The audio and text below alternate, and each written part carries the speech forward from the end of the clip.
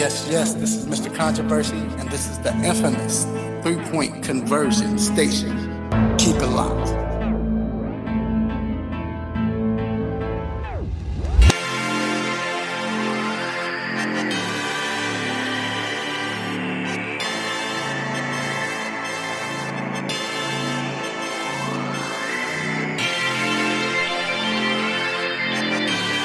Yes. We are back inside the 3-point conversion sports lounge. Mr. Controversy here on a Saturday morning. Did you miss me? Alive, happy, and well, ready to do this show. Man, it's been a great week. Great news, family, friends, sports. What else can you have better than that? Oh, of course, God. So, anyway, welcome to the 3-point conversion sports lounge. And, of course, I'm not doing this by myself. We got everybody in the building. We got, first of all, princess of the 3-point conversion, Miss Crystal Dayan. What's up, Crystal? Good morning. Doing great. Good. And we have my man G, the engineer. What up, G? Yo. And then, of course, I got my man H.O. filling in for my man The Intellectual once again. What up, H.O.? What it is? What's happening there? Merry Christmas to everybody. Yes, and a Happy New Year. Yes, it's coming soon, and football Saturday. Yes, football Saturday. Of course, we got so much to talk.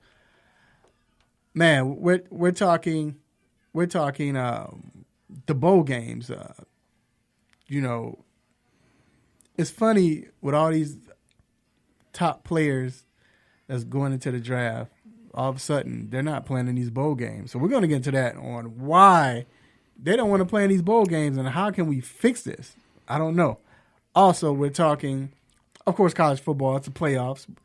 Alabama, Oklahoma, Notre Dame, Clemson. Going to give our 3 cents on that. Then we're talking NFL. It's the playoffs. Like you said, it's playoff football.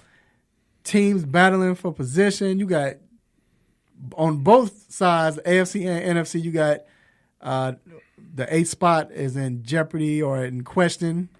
And the teams are playing for it, so that's going to be great. And then we got special guest, Mr. Joel Cortez, coming in, talking NBA with us.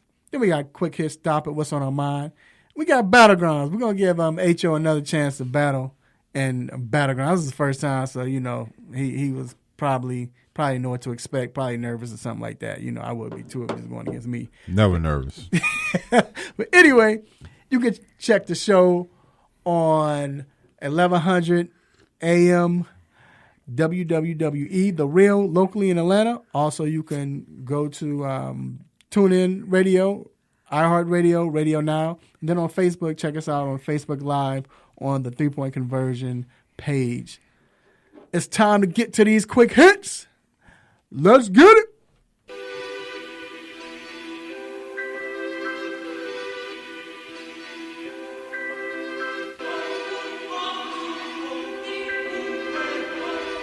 Shout out to Sharon Beats for the sick beats. So let's start off first. UFC fighter Daniel Cormier says he is relinquishing his belt, the title, and he's not going to let it get stripped. He doesn't want his career to end like that, and because he's done nothing wrong. He doesn't want it to be stripped from him, is what he's saying. So he's just going to relinquish it. I don't even know what he's talking about. Like, what's going on? He never should have had it in the first place. Right, and I think that's I mean, that's what I'm looking at. When you get stripped of a championship, do they reward the second place winner with a championship? Right. No, they don't. Right. So because Jones was stripped of the belt, why should he gotten it from the beginning?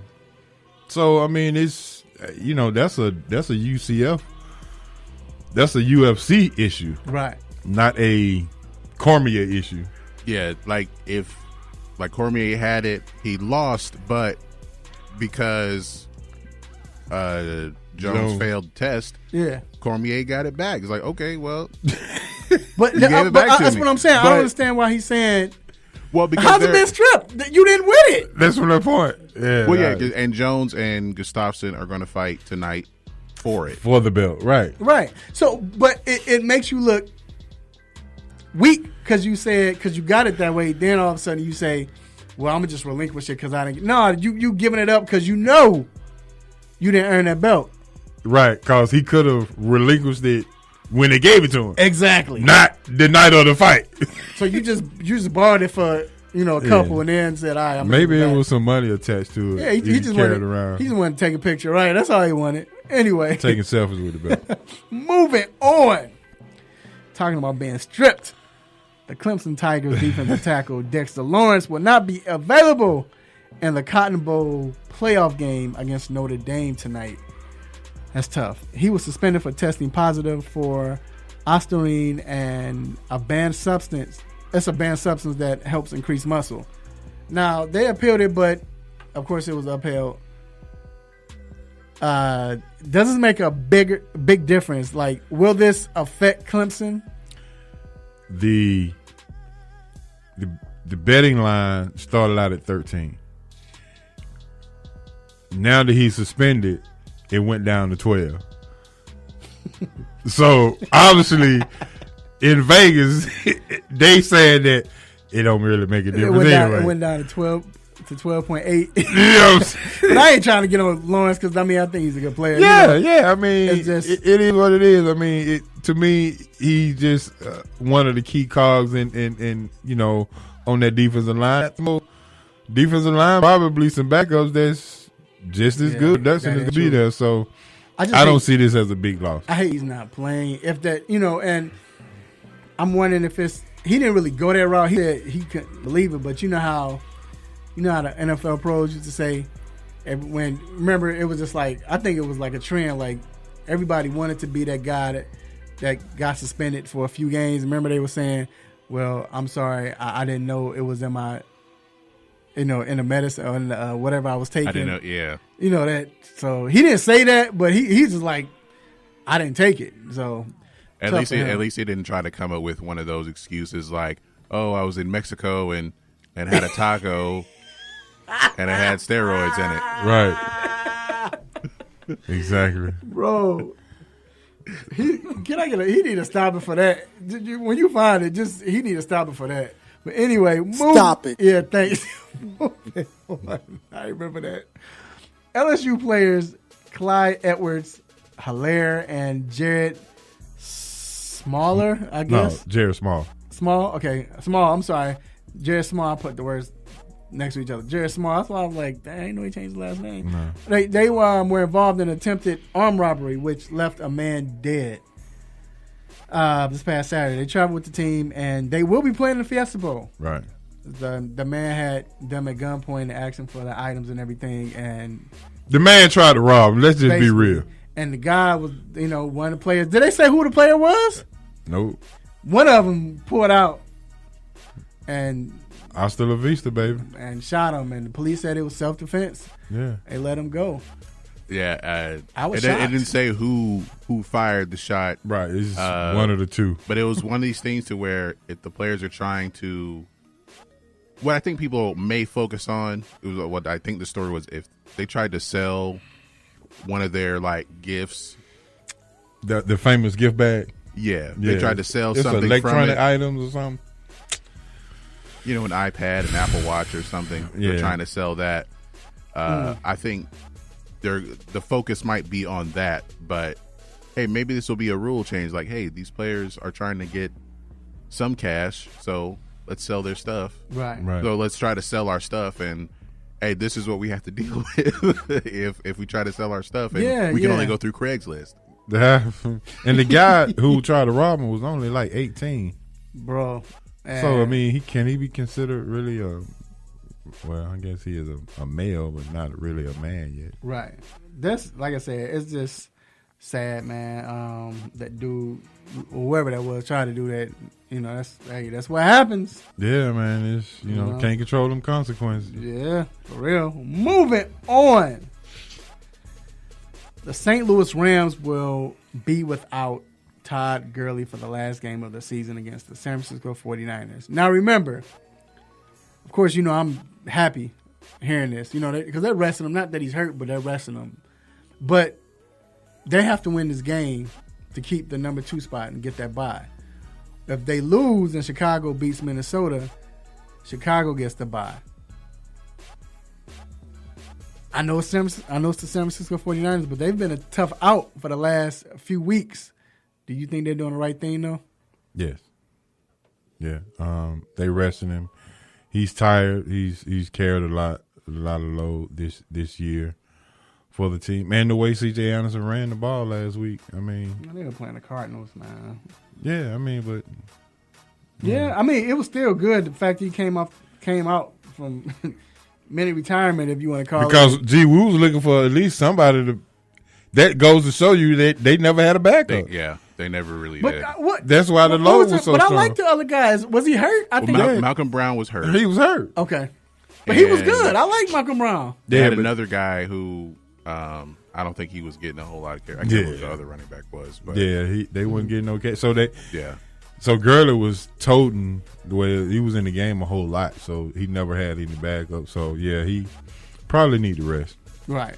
Well, we'll see what happens. Hopefully it works in the Bears' favor. Moving on. Here, listen to this, y'all.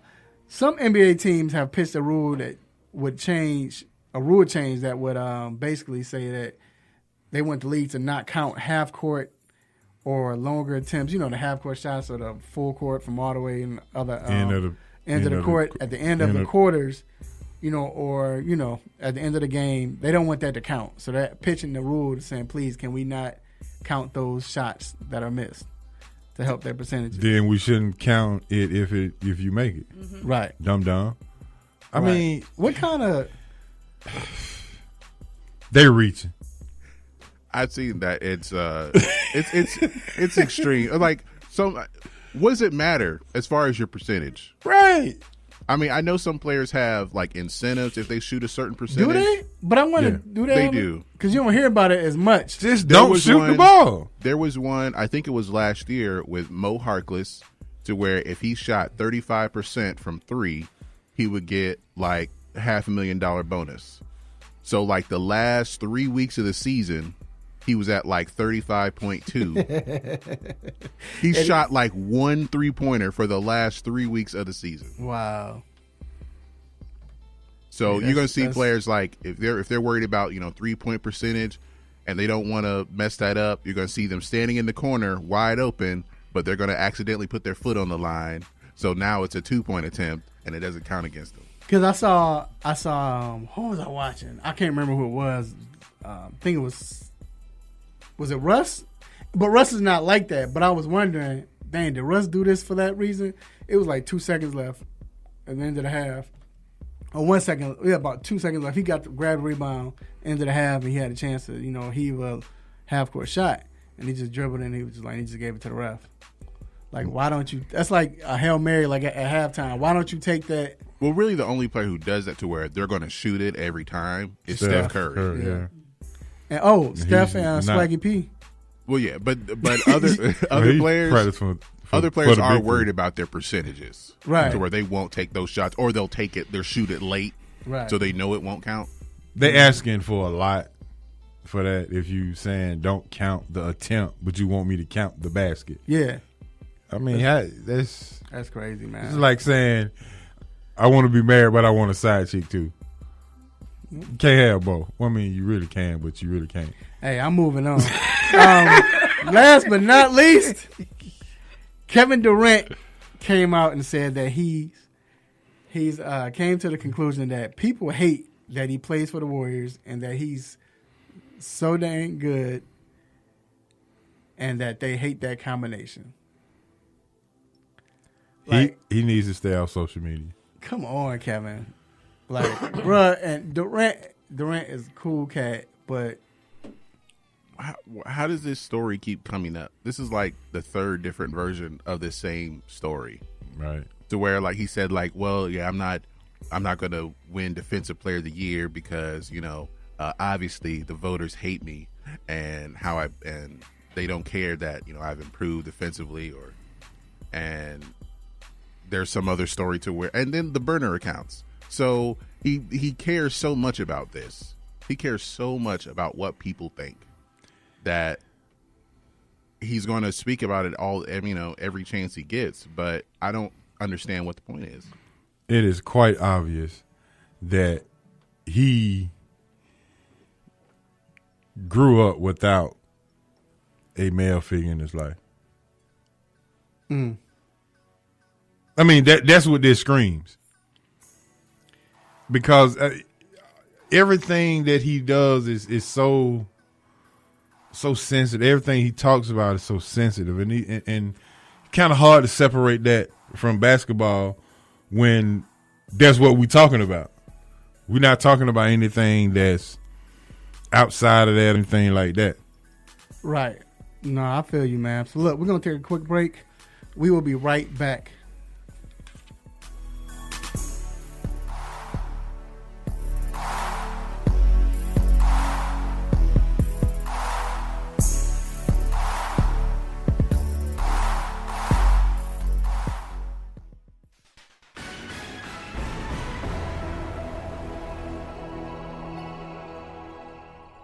Hello, I'm Crystal Dayan, and this is your Sports News Break.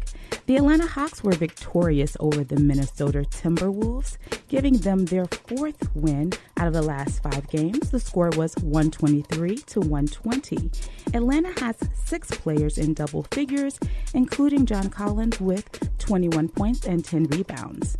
After a disappointing season, the Falcons look to end on a high note by winning their 3rd game in a row against the Tampa Bay Buccaneers on the road. The Georgia Tech Yellow Jackets men's basketball team blew out Kennesaw State 87-57. And the Georgia State Panthers host Middle Georgia State at GSU Sports Arena today at 1 p.m. Make sure to follow the 3-Point Conversion for exclusive Super Bowl coverage and all your major sports news updates. It's where fans' opinions matter. There's a lot going on in the world, and your world is always changing. That's why it's important to stay connected. The latest news, the latest entertainment, the newest music. If it's in the air or on the air, it can be in the palm of your hand, wherever you are, with the iHeartRadio app. iHeartRadio. Over 1,500 live radio stations from across the country, and over 15 million songs to create your own custom stations. Text IHR to 45495 to download the app or listen at iHeartRadio.com. Standard text and data rates apply. What's up? This is Chris Tucker for the 3-Point Conversion. Let's go.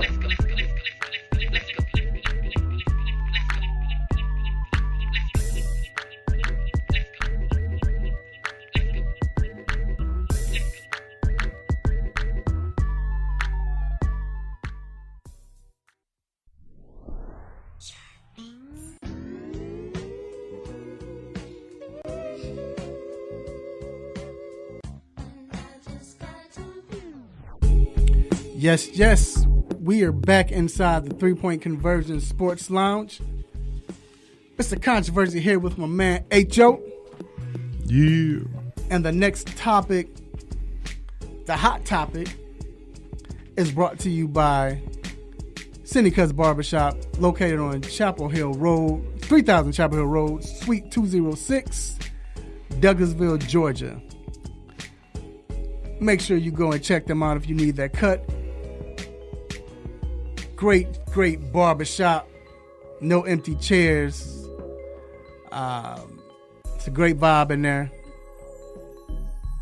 It's just like I said, you'll love going there, man. Everybody can cut. And make sure you check out Dwayne Chambers, who is located all the way down once you walk in, the last barber on the left. And you can follow him on Instagram at Simha the Barber. That's SIMHATHEBARBER.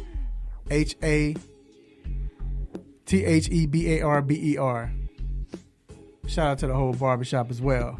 So, this segment, the hot topic,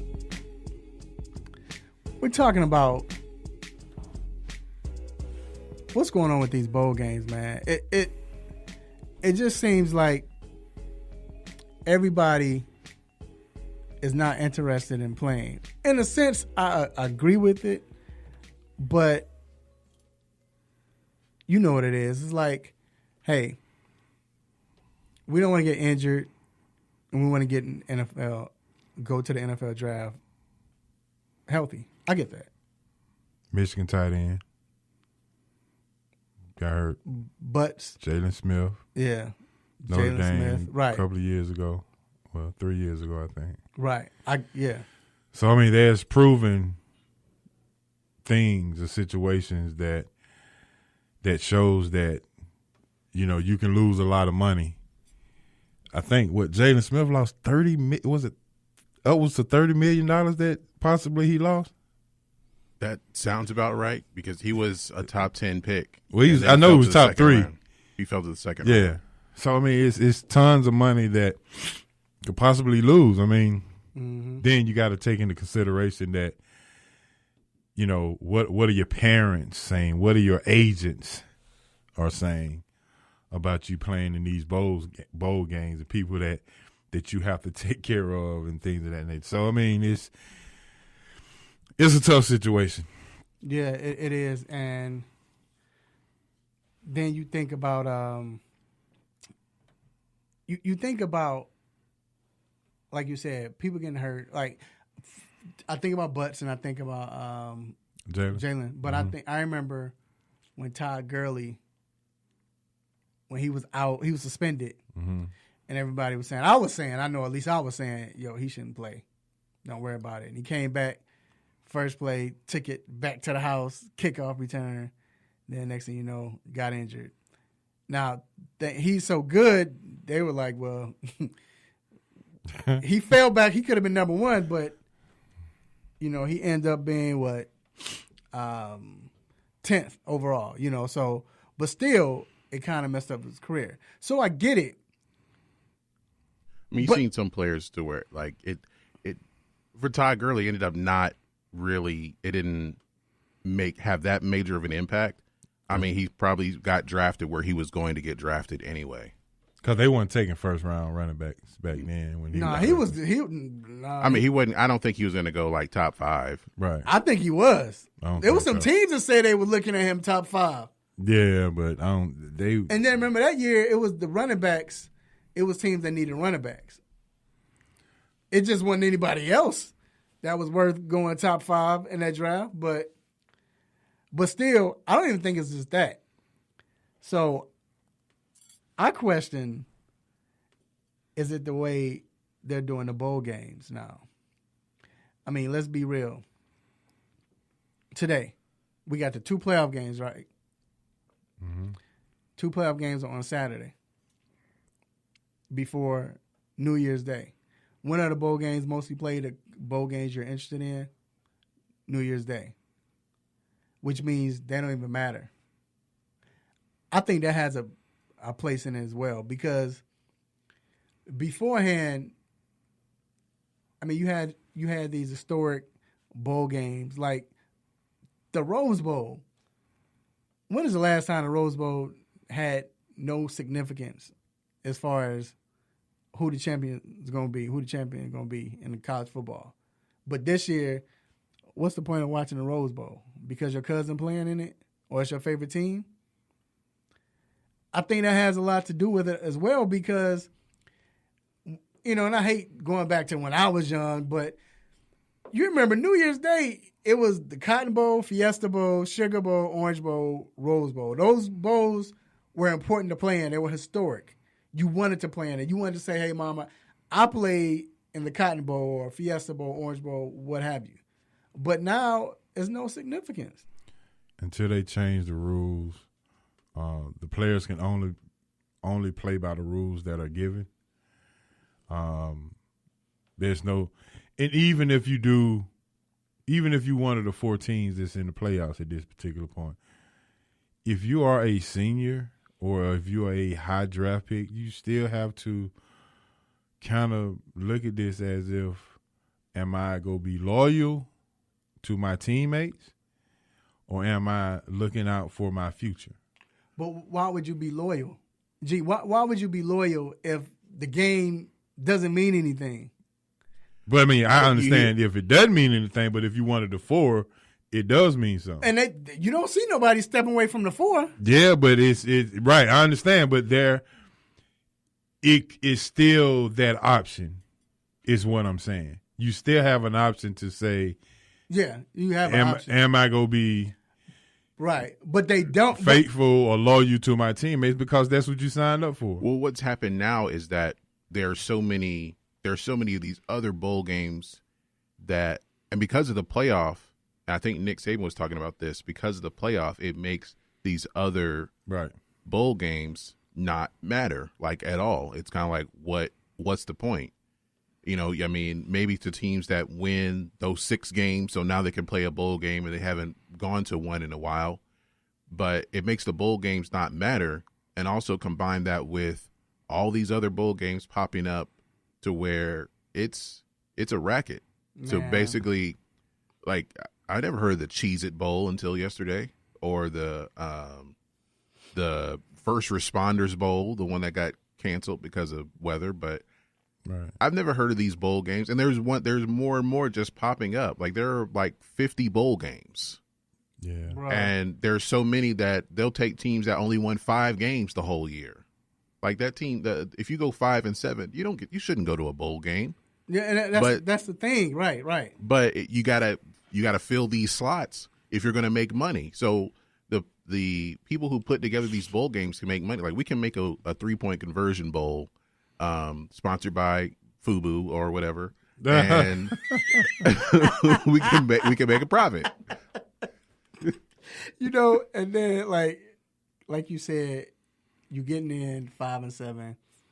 It wasn't like that beforehand. Like you had to win games to get in the bowl. You had to win at least 7 games. Yeah, and now, like you said, they're playing games. You have bowl games in October now. You know what I'm saying? Like, I mean, it was always New Year's. It's been like 4 days ago was a bowl game. Like, it's crazy. The Roscoe's, you know, cornbread bowl game. Like, come on, man. Like, it's just enough is enough. But I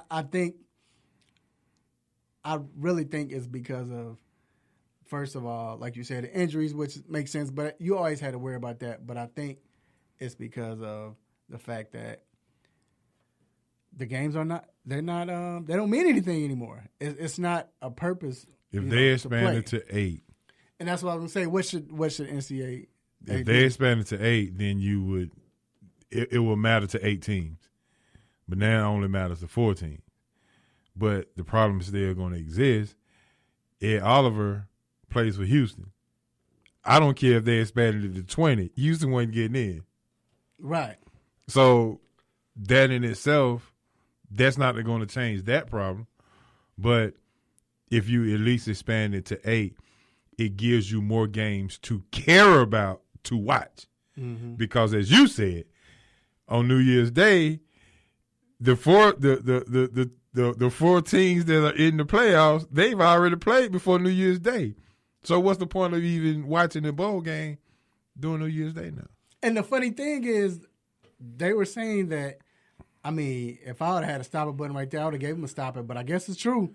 They were saying that the ratings are high, like on December 26th for bowl games because... Stop it. Thank you.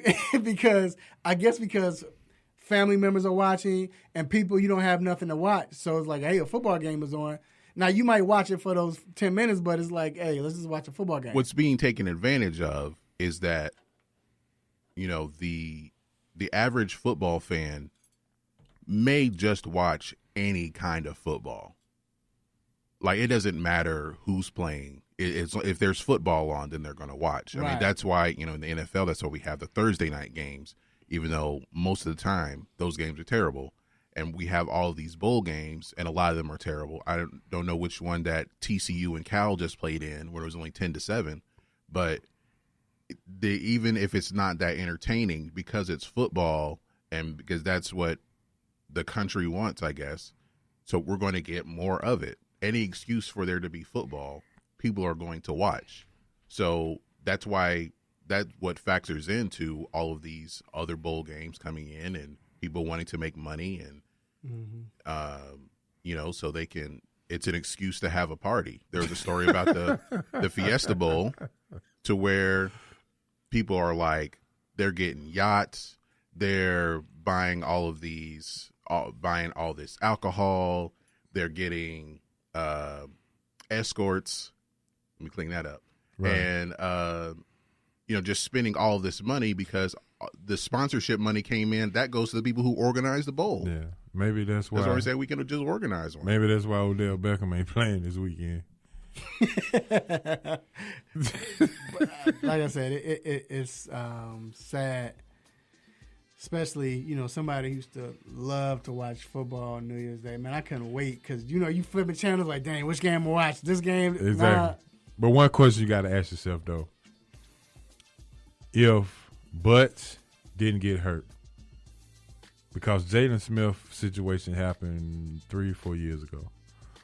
But if Butts didn't get hurt, would this really be a trend? Because I think we're in the moment at the time of something happening that we have witnessed so close to the time that we're in. But was it last year it happened with Butts?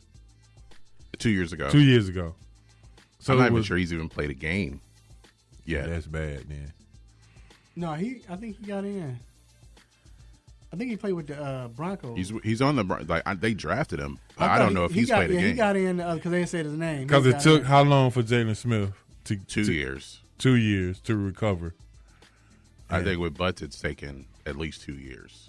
No, it took 1 year for Jalen. He sat out 1 year, right? But I'm saying to become the player that he was expected to be. Right. And I wanted him too because I knew it. I'm like, yo, we need to get him. Yeah. But hey, we'll see, man. See if they can come up with a way to fix this. But look, we're gonna take a quick break with some more college football on the way. We have to talk about these playoff games. Keep it locked.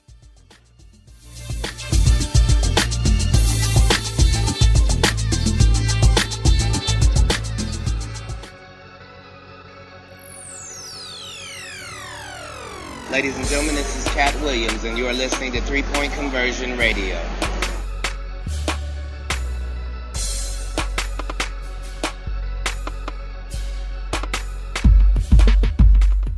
Have you been looking for a radio station that gives you sports? I don't believe it! It's a touchdown! Entertainment? Are you not entertained? And other special interest talk shows? Well, isn't that special? All on one app? Yo, that's dope. What app is that? It's the real 1100 AM app for WWE. Grab it for free in your Google Play or Apple App Store today.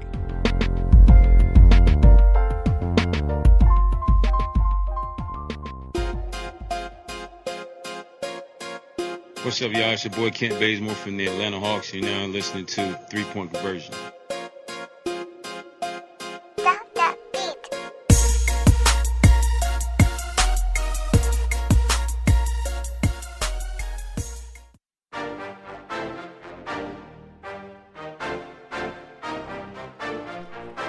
Yes.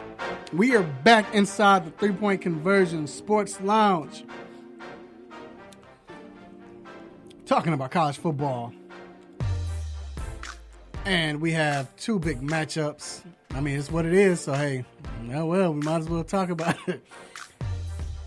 Today, I think it's some great matchups today, man. I think it's some good games. I think last year we had some good games. And this year as well, for the playoffs. And, of course, it's starting off with the Notre Dame Fighting Irish going up against the Clemson Tigers. H.O.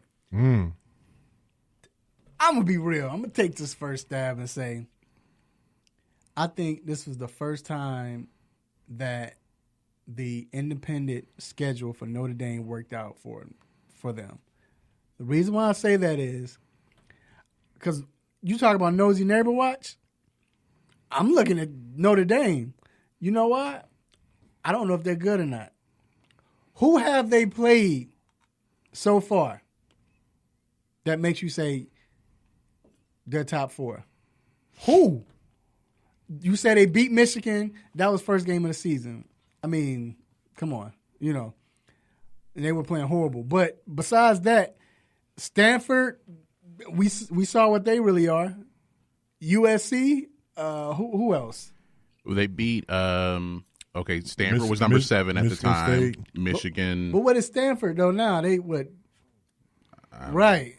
Yeah. They beat Syracuse, who was a top 15 team. They weren't good. I mean, okay, I give them that, but they weren't that good. You saw what Clemson did to them. I'm just saying, like, okay, so you say Clemson, you say not Clemson, but you say Syracuse. That's one team. Stanford was number 7 at the time, but look where they at. And I'm not even talking about just who they played at the time and their rankings. I'm just saying, you looking at it right now, what good team do you say I'll give them credit for beating a very good team? Well, I think we go. I mean, I get what you're saying, but I think we're barking up the wrong tree when it comes to Notre Dame. To me, the playoff system was already built for them to get in as many times as they needed to. Mm-hmm. They play sort of an ACC schedule. Well, yeah, and they also play. Well, yeah, most Pitt. of the ACC schedule. They Pitt, Wake, Virginia Tech, right, Florida State, Syracuse. So they kind of halfway in the ACC conference. And for the most part, they play. I think on their schedule, the only non-Power 5 schools that they played were Navy and Ball State. So they're gonna. So from playing the middle of the road to lower tier Power 5 schools like Vanderbilt, Wake Forest, right, Pitt, Northwestern, they're still in Power 5 conferences, but they're more like middle of the road in those conferences. But playing those schools has given them that kind of that boost, that resume, even though these teams are just mediocre at best. So Michigan, USC, and Stanford were supposed to be the creme de la creme of their schedule this year. And unfortunately, Stanford didn't live up to their expectations. Neither did anybody in the Pac-12. Michigan faltered. If Michigan wins the game, that makes Notre Dame look so much better, right? Right. But they faltered. USC, freshman quarterback, we already know what happens with that situation. So with those 3 teams on the schedule and it played out that way, they just got lucky. Thanks to Jim Harbaugh, you made Notre Dame look probably better than they really are. I'm not sure. We don't have a lot to go on. First game of the season. If they played Michigan late in the season, would they have won? We don't know. But obviously, Wimbush was the quarterback at the time. Right. So now Ian Book is in. We don't know what kind of game this would have been with Ian Book being the quarterback now. And Wimbush did his thing against Wimbush did his thing. Yeah. And he doing his thing in the transfer portal now because he's leaving. Now, Clemson do you think Clemson is for him? I think Clemson in the same boat as Notre Dame. I mean, they play the ACC schedule. Yeah. And it's. The out of conference schedule was what? Furman, Texas A&M, Georgia Southern, and South Carolina. Wow. So you can possibly say Notre Dame had a better schedule. Yeah. But the thing about it is Clemson is riding on the tradition over the last couple of years. Right. They've won a national championship. They've gotten to this point to where they can be considered one of those teams. So you don't really have a say against Clemson. Argument. Yeah, because they've been like you they've said, been that good. Team. They've been good. So they've been consistent over the last 4 years. Right. I mean, and then you got this hot prospect of Trevor Lawrence. who was doing his thing, and what Clemson has the most touchdowns, second most touchdowns in the nation. But they've been playing Walmart University and all them. I mean, okay, Well, one would say, where's Notre Dame then? I mean, True. I mean, but at least Notre Dame, like you said, I'm not saying Notre Dame's schedule, like they've been playing nobodies. It's just that they haven't beaten anybody that's been, that you say, okay, that was a great win. But Clemson, that's all I'm saying. So the difference, who you think is the difference? I just think Clemson got a better defense. Notre Dame has a good defense. The running back Williams for Notre Dame, Clemson leads the nation in yards per rush. The running back system has been working this year for Notre Dame. I mean, for Clemson. And I just say Clemson has the experience. They've been there. They have consistently been a top 2 to 3 team every year for the last 4 to 5 years. So I think Clemson has that. They're a 12-point favorite. Yeah, I agree with you. I agree with that. 12-point favorite. Go with history and Sweeney being the coach, and he knows how to coach in these big games. Exactly. So I give them the edge. Now, the Alabama-Oklahoma game. This is the game everybody's talking about because now Alabama supposedly has found a match as far as somebody who can score with them. Mm-hmm. But does that matter because they can score with them, but can they play defense with them? They can't start nobody. And I don't. That's my thing. They can't. So Tua's going to have a field day, but I guess the question is, can they contain Kyler Murray? Well, looking at just how they play, the Oklahoma averages almost 50 points a game. Alabama averages 48 points. The Oklahoma gives up 32 points a game. Alabama gives up 15. So I think the Alabama has the advantage as far as defensively. Oklahoma is defense optional because of their conference. So I think if Alabama can put up 32 points, I think they'll have a great chance to win. I think they will win if they put up 32 points. Right. But you got to think about this, though. What has Nick Saban's Achilles heel been? Mobile quarterbacks who can throw. But also with a little bit of defense. I mean, the little bit of resistance.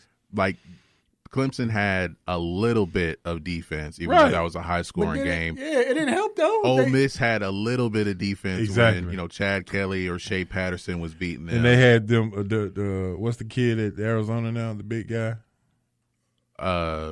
Them Benjiki or whatever his name. Robert. Oh, Kim Dichie? Yeah. Oh, Kim Dichie. You're talking about for Arizona Cardinals. Right. Yeah. He was on the team when they so. And even with back to Johnny Manziel, like they were able to make, Texas A&M was able to make some defensive plays. Yeah, and if Oklahoma could do that, you're right. But the thing is, hard to see them beating Alabama because everybody on Oklahoma's team is, and no offense, I'm just saying they play football, but they're crystal size. You know what I'm saying? Miss Krista Dayan, they hurt her size. They about 5'7". So they built on speed, but the power is listen. Like how are they winning with all them tiny guys? Like man, like if they fast. This is how they winning. How many points you say they averaging? Oklahoma? Yeah, 50. They're averaging 50 points a game in a flag football conference. Right. Simple as that. I mean, it's just that simple. I'm not. And is Hollywood Brown playing? Have they decided whether he go play or not? Because he's one of those other small receivers that's fast, and we'll see what he does. They say you can get the ball deep on Alabama if you throw the ball, but it'll be the biggest thing is, can we make plays when we need to for Oklahoma? He's listed as probable. So that's going to be a problem. Yeah, like I said, it's gonna be a problem. So you got Alabama winning. Oh yeah. You think they blow them out? I think it's gonna be a shootout. I think Oklahoma. I think they now one thing what's considered a blowout, like more than 20? No, I said shootout. Oh yeah, well I know you were asking if you thought if it might be a blowout. Yeah, blowout is more than 20. All right, so this is one thing we do have to ask ourselves. Over the last couple of years with Alabama, their OC leaves and still has the coach or not coach. With Loskley going to Maryland, is his attention on this game. You see what I'm saying? I think it is. You know what I'm saying, G? This is a big game, though, and if you win this, then you can get to the. And I'm just. Then they help the recruits and all of that. I'm just throwing it out. That's a great question. I'm just throwing it out. I mean, you still in Maryland. You know, he's going into a situation where they got a mess to clean up at Maryland. That's a legitimate question. I think he will, but you're definitely right. You have to ask yourself that. You have to. You know, how much time did he dedicate to? Right. You know, this particular game. No, you're right. So look, we're gonna see what happens. I think it's gonna be a shootout. They say Alabama's taking it easily. So we're gonna take a quick break. Still more football, but now we're heading to the NFL playoff picture. Keep it locked.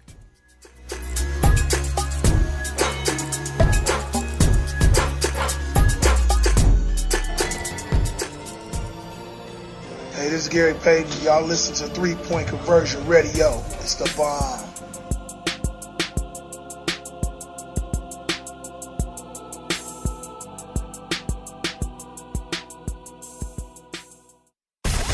Tune your radio. Tune in. Now. You can tune into this radio station on any smartphone or tablet. iPhone, Android, BlackBerry, Nokia, Samsung, Windows phones, or whatever you have. Download the free TuneIn app from your phone or tablet's app store. Tune in with music, sports, news, and comedy from over 70,000 radio stations around the world, including this Beasley Broadcast Group station. Check it out at tunein.com or your app store.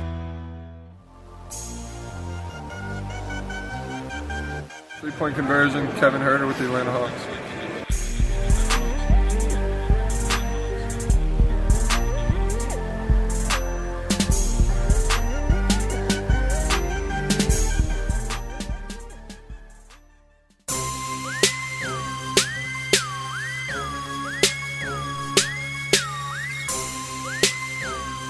All right, we are back inside the 3 Point Conversion Sports Lounge.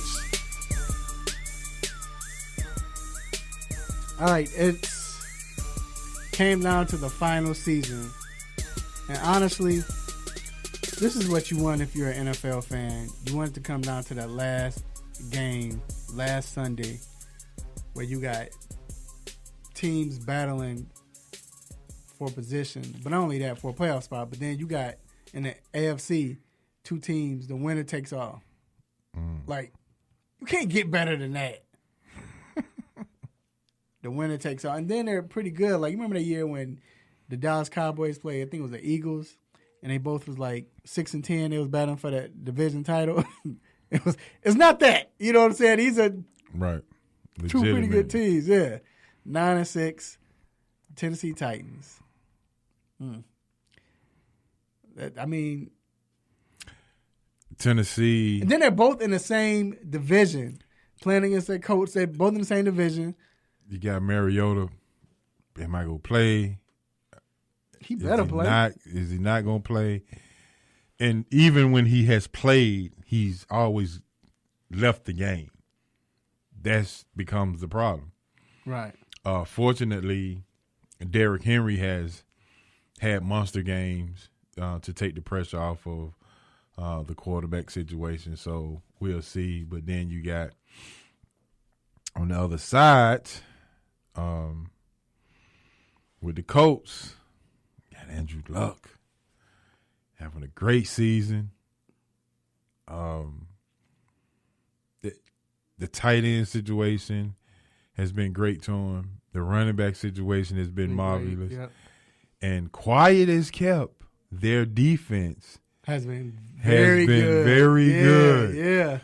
So it's like, but any true football fan, you think would probably be rooting for Andrew Luck because of what he's gone through. Mm-hmm. You know, to say he has come back to take his team to the playoff off being out, a year and a half maybe. Yeah, because remember I had him on a garbage watch. I was like, yo, he's close to being on this garbage watch. And he stepped up, man. And I think what we forget about Andrew Luck, because we were so impressed with his skill set, throwing ability, the ability to run, was his leadership. And you saw that at Stanford, and then you see it in Indianapolis. I mean, that's what it was when they got to the AFC Championship that year. Right. But to see him lead that team, and let's be real, besides T.Y. Hilton, think about the players that he has. Like this guy named Marlon Mack. We didn't know what he was going to do. He looks good. Even the backup running backs, they look good. This tight end that had all the hype coming into the league and didn't do anything by the name of Ebron comes in, and he has how many touchdowns he has, G? Like 10 to 12? Like 12 touchdowns, I think? I know he has 10 or more. But for him to come in and play like he's playing, then the offensive line, it's like they're rejuvenated. And let's give credit. 12. Let's give credit to Frank Reich. And no doubt about it. Listen, the thing about it is, as you said, Ebron did nothing in Detroit. He had a lot of hype. Frank Reich comes from the Eagles organization. Is that right? Yeah. So he leaves the Eagles organization, then comes in, and many thought that David Shaw from Stanford would get the job because of the relationship that he had with Andrew Luck. Right.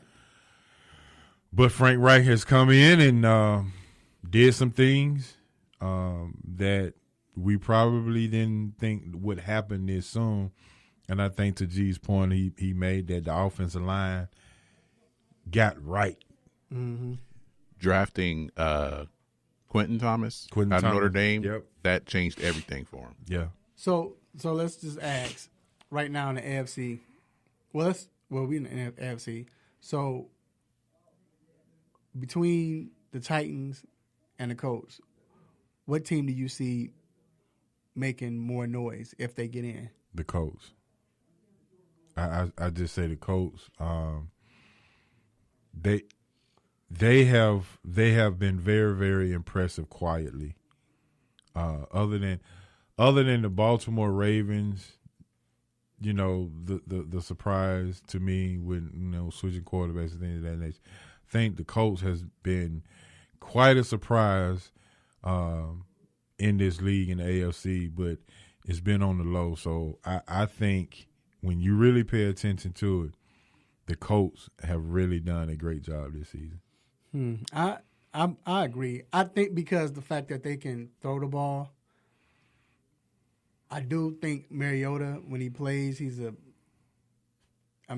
clutch, and the fact that he can run the ball, and if Derrick Henry continues to run the ball like he has been, then hey, because they have a great defense too. They have a very good defense also. Yeah, they got a good defense. So now, with Pittsburgh and Baltimore, Pittsburgh playing Cincinnati, which we'll definitely get into that. And then we have Baltimore, they're playing the Browns. Which one of those teams, or which of those teams has the best chance of making noise? Between Pittsburgh and Baltimore. I think Baltimore, I don't know if anybody has figured this thing out with Lamar Jackson. I just don't.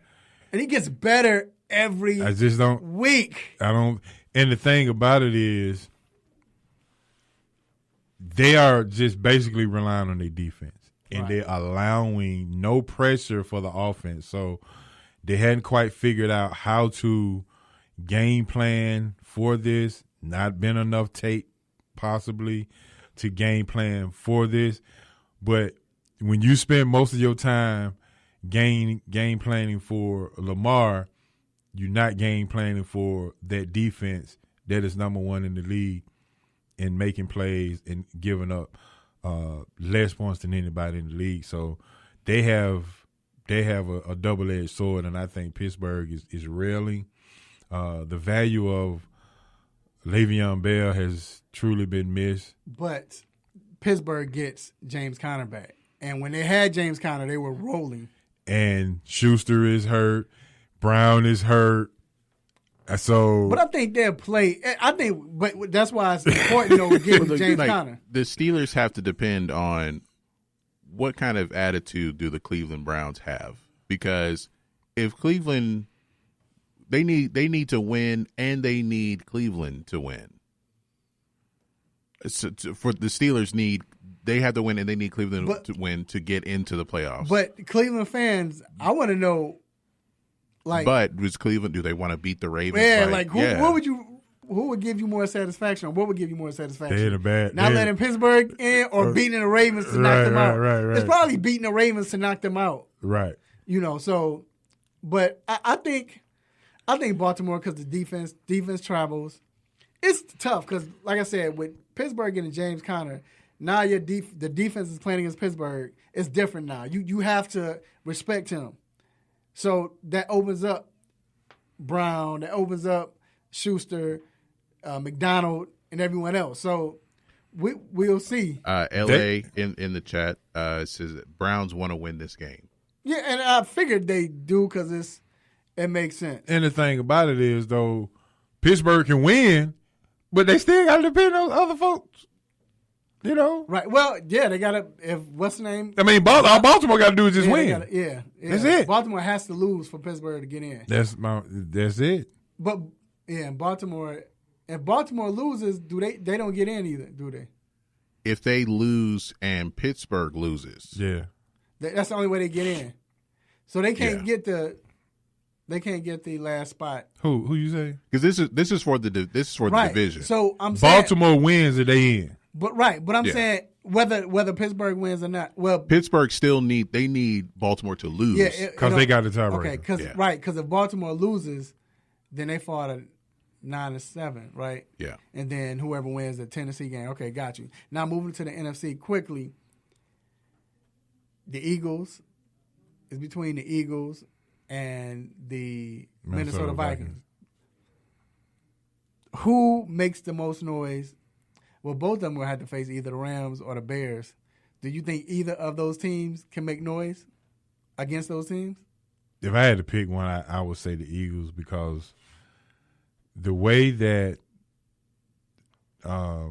Peterson allows Foles and the way he uses him, it seems like they rally around him and they play better with Foles in the lineup. Mm-hmm. I'm not saying that he's a better quarterback than Kirk Cousins or a better quarterback than anybody, but the way that they use him, the team plays better. Mm-hmm. So, if anything, I think the Eagles defense has let them down more so this year than the offense. Yeah, we know the running game probably hadn't been what it was last year, things of that nature, but they are a steel curtain type team, and I think they are a playoff built team. Let's just say it that way. Yeah, I think what's might be overlooked here is that Foles has benefited from playing for Chip Kelly. As far as like his offense is up tempo and making quick decisions, making quick throws, and playing under Peterson, like there's still a little bit of that, but with Carson Wentz, like he needed that running game to work to be any kind of effective. Foles, not necessarily. Not so much. Yeah. Mm-hmm. That's a good point. In Vikings, you don't think they don't, because it's funny with the Vikings, they have so much talent. Like you look at this team on paper, they should be top 2 or 3 in the league. They got the They talent. haven't figured out what they want to do offensively. Exactly. And they got a defensive coach. Yep. Right, and that's a big thing. Yeah, sound familiar, doesn't it? Right. So, what's up, Falcons? So, All right, so who you have winning? So you got Baltimore going? Yeah, AFC, I got Baltimore and the Colts. And the NFC, I got the Eagles, man. I just think, I don't know, it's something magical about folks in the, the way that they use him, bro. It's just, it's crazy. He gonna get paid next year. Right. I have the Colts. I just think Cleveland's ready to play. They're gonna beat Baltimore. And I think Pittsburgh has a gimme with Cincinnati. But if Baltimore makes it, I think they go further. Just because of Baltimore they for real. Yeah. And NFC, I got Eagles. And I'm probably being biased because I think we're gonna beat Bears. Have to, and the fact that it's both all the games that mean something is at 4:00 or the Tennessee Titans game. So they can't scoreboard watch and rest players. Yeah, they can't really unless they look at halftime and St. Louis up by 20-something. Yeah, because they flex the game for the Colts, right, to 8 o'clock. Yeah, so we will see. But I have Eagles going, and I have, like I said, Colts and Pittsburgh. All right, we're going to take a quick break. We will be right back for our Stop It moments. We'll be back.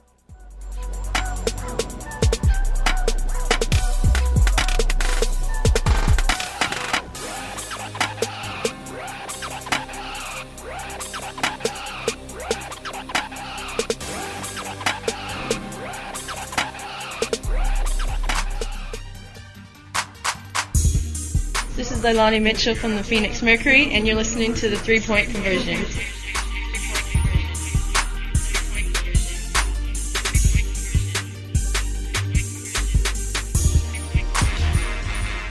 You are tuned into WWE AM 1100. The opinions expressed during the sponsored programs on this station are strictly those of the program hosts, guests, and callers and are not necessarily those of Beasley Broadcast Group, this station, its staff, other advertisers, or agencies. What's going on, folks? It's LA and Eric from Brownstown, USA podcast on the 3-Point Conversion. You know, LA, these guys may have the smarts on a national level, but I think we can take them when it comes to the 216. Man, stop it.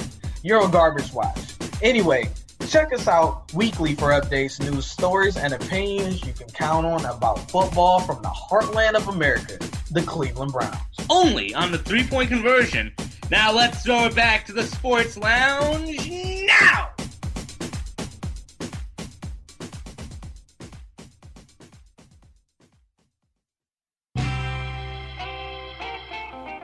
No mercy. Don't let up on him. Go hard on him, Mr. Controversy. Hit him with the stop it button.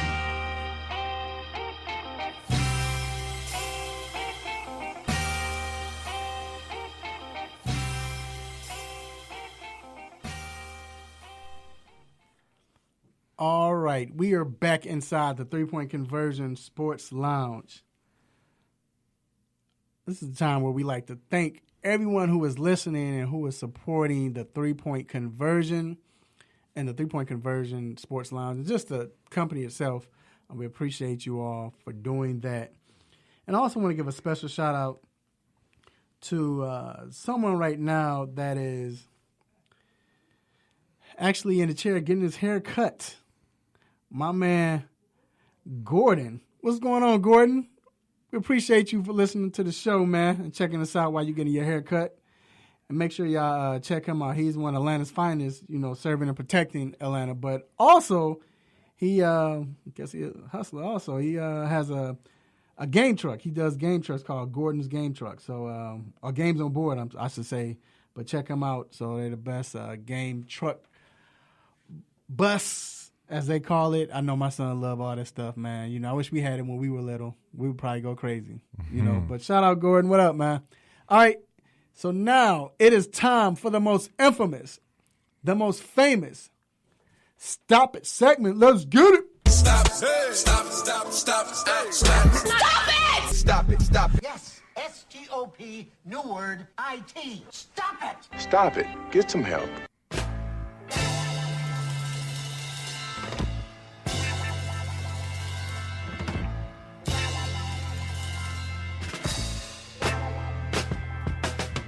All right, H.O., it's on you, sir. What you got?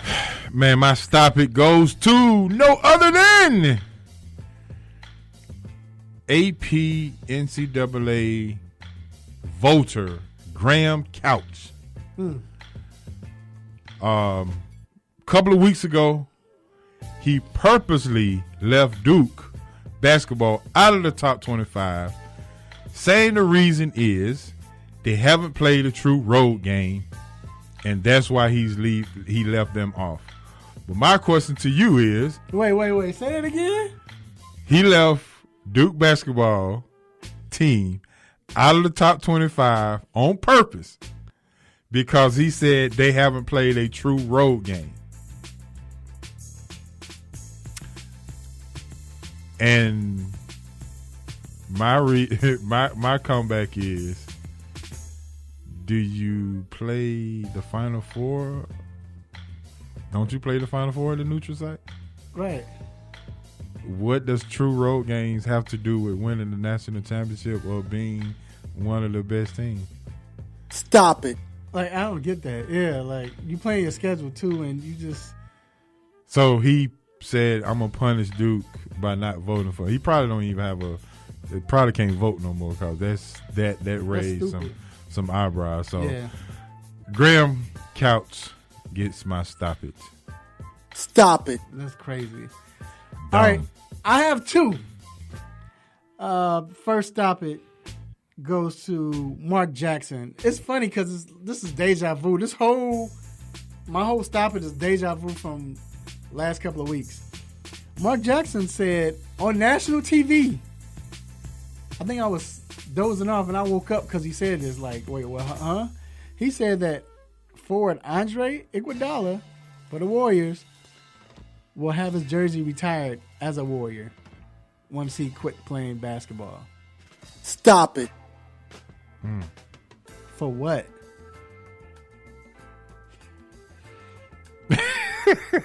Stop it. Look, he's a finals MVP. He made the All-Star team once, but he was playing for the Sixers at the time. He'll be the first. He finished second in the slam dunk contest to Nate Robinson. Bench player to. These are great accomplishments. Right. He'd be a bench player to get his jersey retired. Yeah. I don't know. He's not even the best sixth man. But, I mean, he's valuable, but nah. Then my last stop it. This is really not that stop it where, you know, usually when you stop it, they say something crazy and they try to cover up but he's getting a stop it for this. The Pittsburgh Steelers defensive coordinator, Keith Butler, was asked who would fill the void of A.J. Green for the Cincinnati Bengals, because that's who they playing this weekend. And he responded, besides Tyler Eifert, then he went with some names. Then he says, you know, I think Tyler Eifert will be a tough cover for us. Tyler Eifert is on IR. He hadn't played since, week 3? And he's the defensive coordinator saying this. Stop it. Wow. Bruh, isn't it your job to study the team? And maybe meant Tyler Boyd? No. Then they I'm just trying to help him. Because the guy trolled him. Quote. No. They tried to troll him. Oh, I know. I think he was doing the Stephen A. Smith impression. I think they trolled him because the next thing you know, the interviewer asked, so after he said that, he was like, so what you think? So what you like about Tyler Eifert? Like, do you think he's going to be a tough? They asked him. That's when he was like, I think he's going to be a tough cover for us. They asked him this after he said that about talking about he's going to be the void to fit. What? Come on, man. So the reason I said it's deja vu because last week, who was it? It was Doc Rivers said that DeAndre Jordan jersey should be retired as a Clipper. And you saw what Mark Jackson said, and then what Stephen A. did about. Oh my God, what's going on, man? Can we also give a stop it to the TCU California game? What? They actually broadcast that on TV. 10-7. 10-7. 8 interceptions. It was 8 interceptions in a 10-7 game. And you wanted us to watch that? Stop it. All right, look, we're going to take a quick break. We'll be right back to talk some NBA. We'll be right back.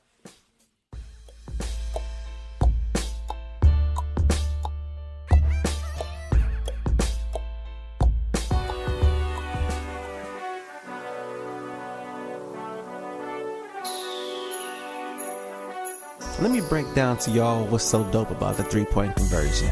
First of all, everybody is a fan of the game first.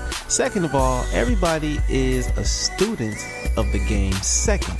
And third of all, we're the average sports fan just like everybody else. We're not coming in here, walking with our nose tipped high, acting snooty, acting brand new.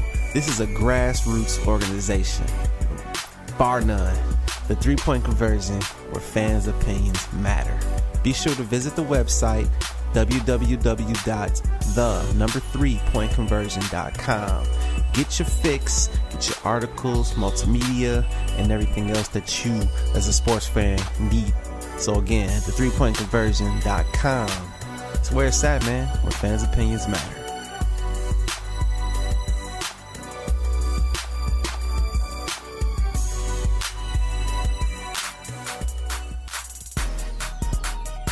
Hey, what's going on, sports fans? It's the 2018 Battlegrounds champion, Damian Adams, from The Real Deal with Damian Adams. Now, you can catch my show weekly on the 3-Point Conversion station on Spreaker Radio. But for right now, I'm doing what everybody else should be doing, and that's listening to Mr. Controversy and The Intellectual in the 3-Point Conversion Sports Lounge.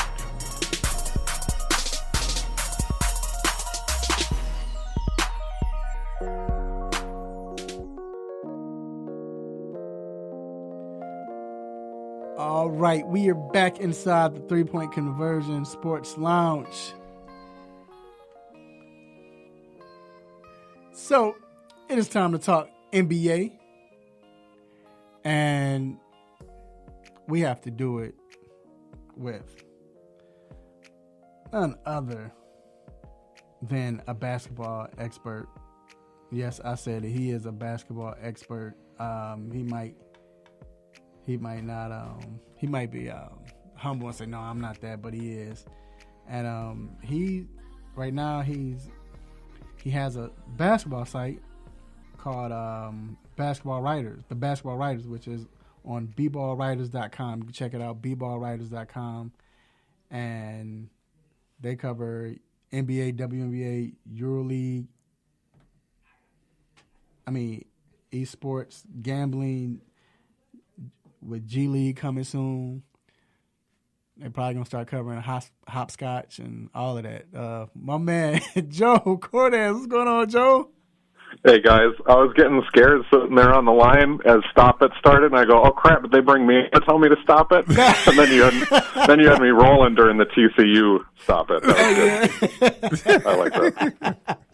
It's like sitting and watching a 1-0 baseball game. Well, what the hell am I doing here? Right. Oh, Joe, how was your Christmas? Oh, it was good, guys. It was real good. Good. So, look, we have to get into it, man. You know we have questions for you because we know you have the answers. Now, I want to start off with Atlanta. You know we're in Atlanta. And John Collins, the forward, has been playing some exceptional basketball.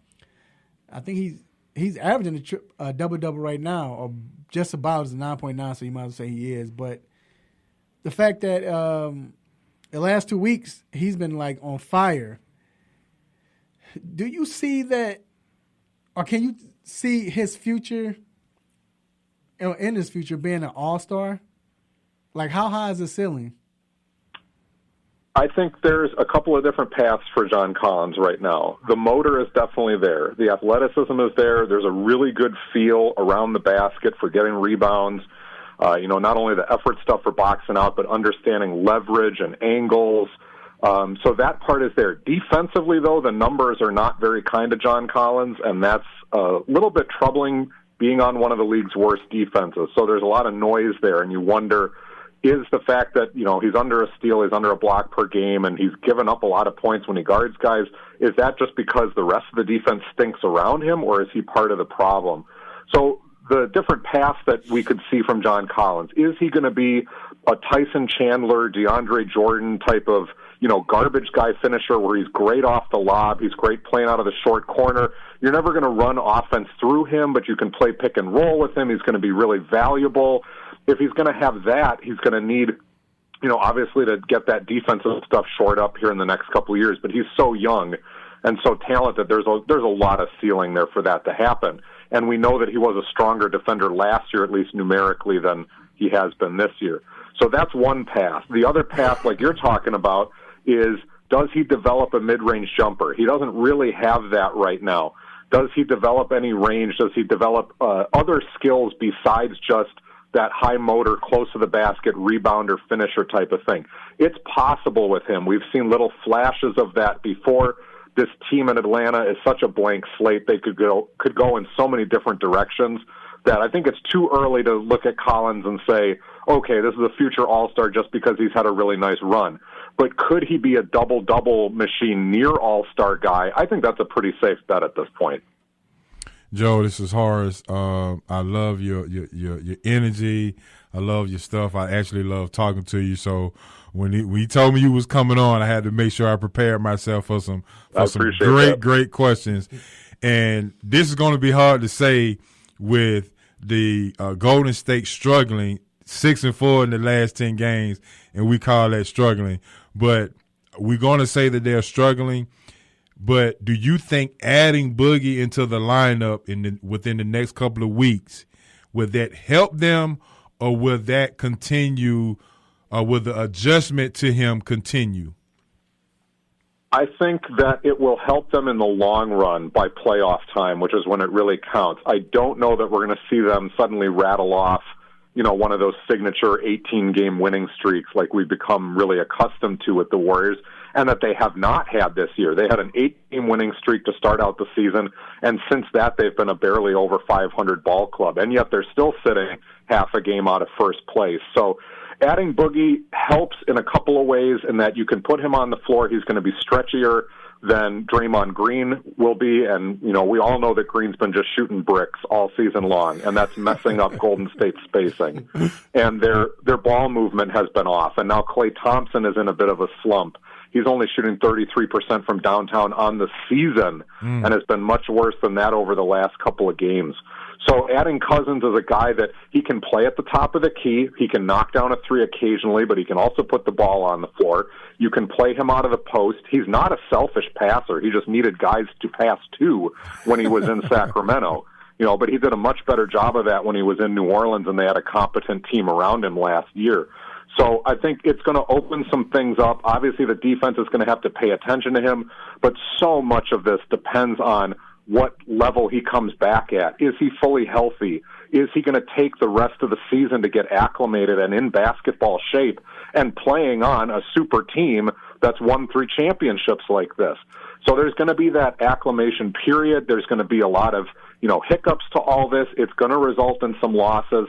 But I think the main goal that they have at this point, as one of those teams now that's been around the block so many times, they know what the playoffs is like. It's just get everybody on the same page by playoff time. Get Draymond out of his slump. Get him concentrating on defense and moving the ball again. Get Klay back into, confident shooting form. If they can do those things, we could see another title easily enough, and then these little bumps in the road are going to be the same thing that the 90s Bulls and the 2000s Lakers and the Heatles and all of those super teams played through. We don't remember those rough stretches, but they happened for those squads also. Right. Right. Yeah, they did. And once again, we're here live with Mr. Joe Cortez, and you can follow him on Twitter at @BBallJoe. And Joe, you're right. I do remember the 98 Bulls, and I even asked Steve Kerr that question. Does this remind him of the team when they struggled?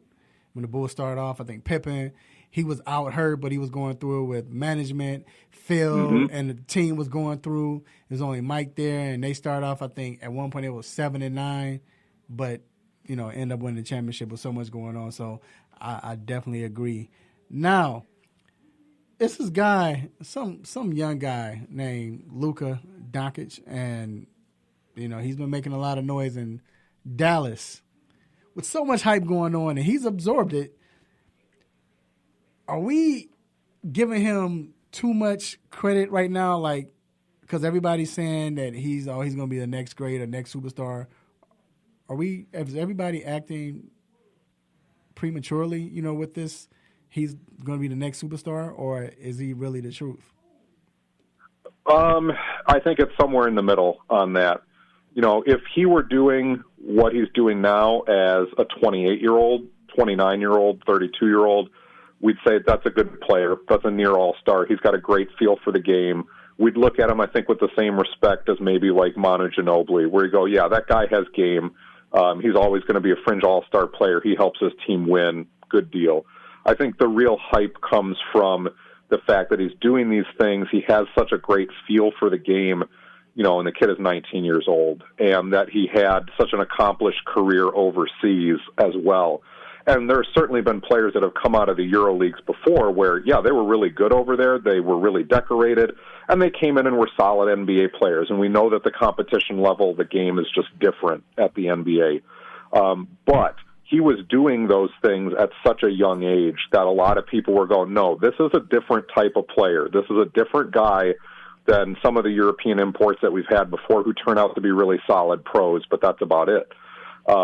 When you watch Doncic, it's not just the slow-mo crossover and behind-the-back stuff, and he's got some Kobe post-up moves that he likes to bust out, and, that's what everybody's looking at right now is the step-back jumpers.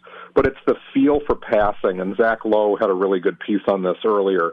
It's the feel for knowing not only where he is on the court, but knowing where all 10 players are, not just the other 4 teammates, but all 5 defenders, and the ability to manipulate those guys with an eye look, with a ball fake, to set up other people. That's a brain there that's processing 10 different things at once at NBA speed, and it's very rare to see that. LeBron has that. Rajon Rondo has that. Guys like John Stockton had that. They were, Chris Paul is fantastic with that as well. Magic Johnson, obviously. They just knew where everybody was at every point, and they were able to play around that and through that. And those are the great setup men. Just as in the same way, Kobe as a scorer, Michael Jordan as a scorer knew where all 10 guys were, and they were looking at it from an attacking standpoint.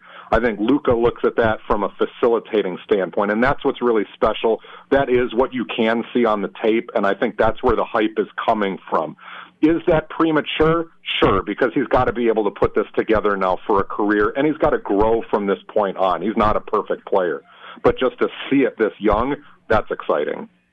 Man, Joe, that information is we may have to cut this tape up and just play this over and over again, But the last question of the morning is, which NBA team thus far in the season are you most impressed with so far?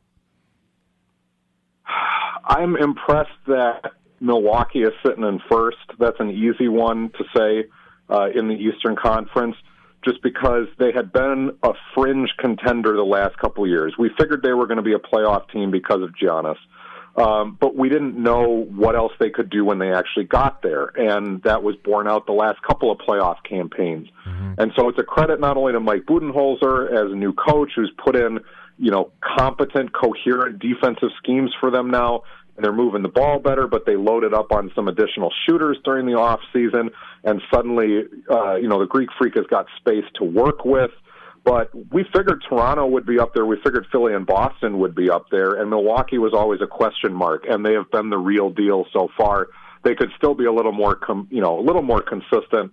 And then the flip side in the Western Conference, and I know it's copping out just to look at the number 1 seeds, but who would have told me that Milwaukee and Denver would be sitting at number 1 in their respective conferences? Denver has been the real deal as well. Again, you talk about sustainability. We're only 33 games into the season. So is this just one of those teams out to a hot start? Can they keep it going? But watch them on a nightly basis. They certainly look legit. Yeah, I agree with the injuries to Millsap, Barton, and they have still sustained that high level of playing. So I do agree with you wholeheartedly. Yeah, and they're 14-3 at home. We always know that Denver's a tough place to play in any sport, and basketball, I think, is where that really comes out. So they've done that before. That's been impressive, but that's a tough place to play, and you don't want to give Denver home court advantage in the playoffs. And, oh, by the way, Milwaukee is 15-3 at home. That has traditionally not been a tough place to play. Right. All right. There you have it, my man, Mr. Joe Cortez. Once again, you can find his writing and his website, which is Basketball Writers, on the website bballwriters.com, and you can follow them at bballwriters. They also cover NBA, also cover WNBA, EuroLeague, esports, and gambling with the G League about to come. Oh, and follow him on Twitter at bballjoe. Joe, man, you know we definitely appreciate this knowledge, sir. Make sure you don't stay a stranger. You come back. All right. I appreciate you guys, too. Thanks a lot. All right. No problem. All right, we're going to take a quick break. We're about to battle in Battlegrounds. Gee, let this ride off for just a little longer. We'll be right back.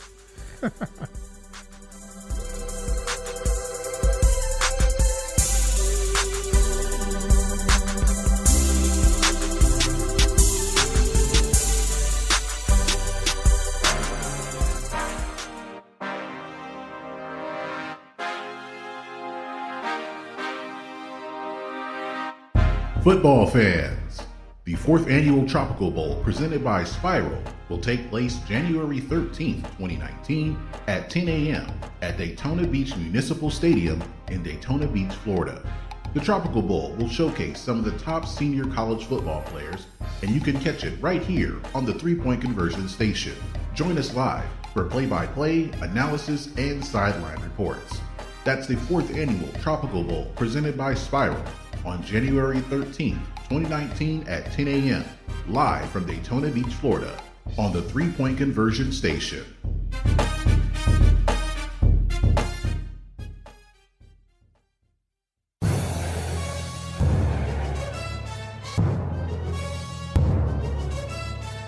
Whether it's quick hits, what's on my mind, the infamous Stop It segment, you got to be there every Saturday morning on the 3-Point Conversion station for the 3-Point Conversion Sports Lounge hosted by Mr. Controversy. Get him!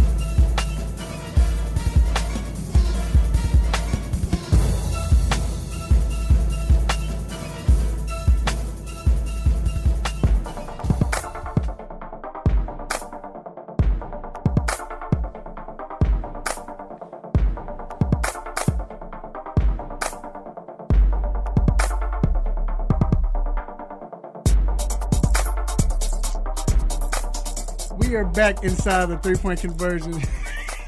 Y'all jamming out, man. I thought it was commercial. Yeah, you said let that play. Let that breathe. I thought it was commercial. I'm just like, all right. All right.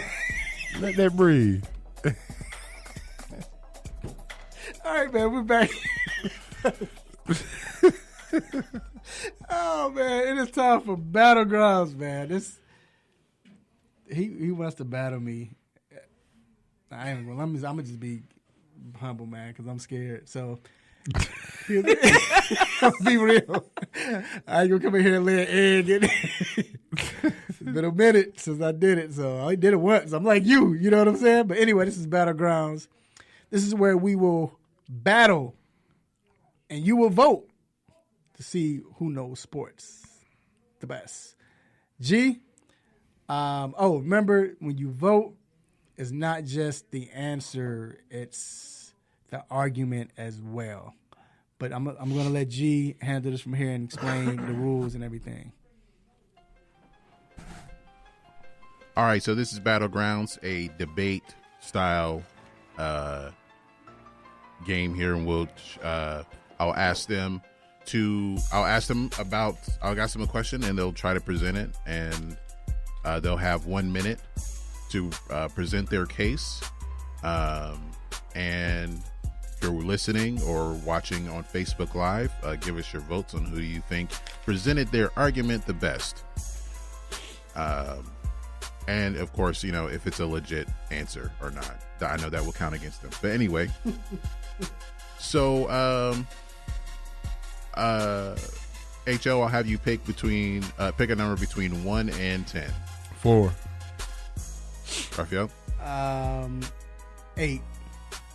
All right, the number was 3. So HO, you'll have the choice of going first or second. I go second. All right. I'm going to defer. Get the second half kickoff. All right. So we get how many seconds? 30 seconds, right? Well, you get 30 seconds to come up with your answer and then 1 minute to present it. All right.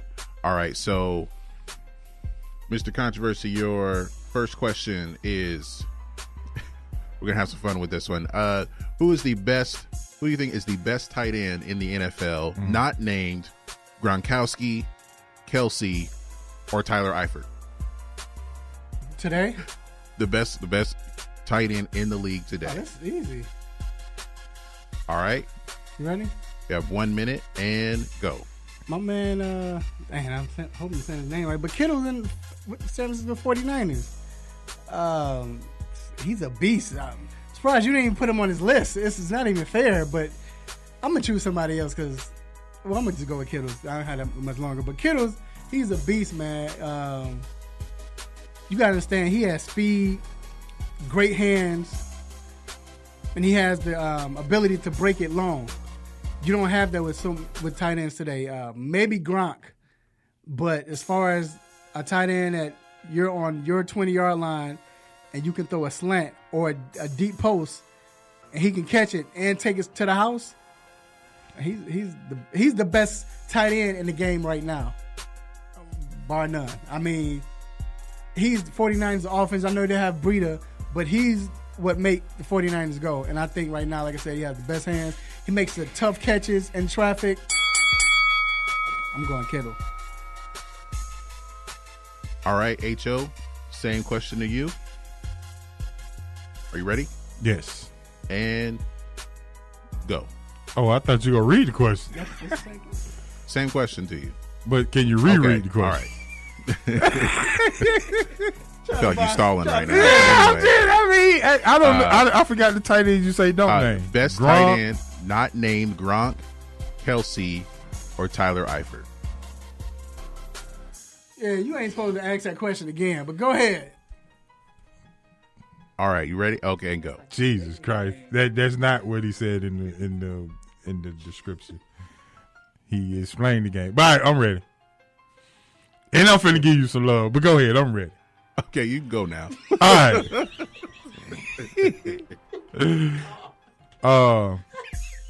I'm gonna go with Trey Burton. Tight end for the Chicago Bears. Versatile. Former quarterback.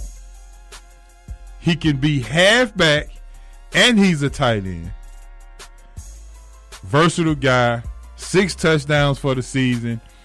He was one of those tight ends and players this offseason that went under the radar that nobody really talked about, that I wanted the Falcons to kind of pick up.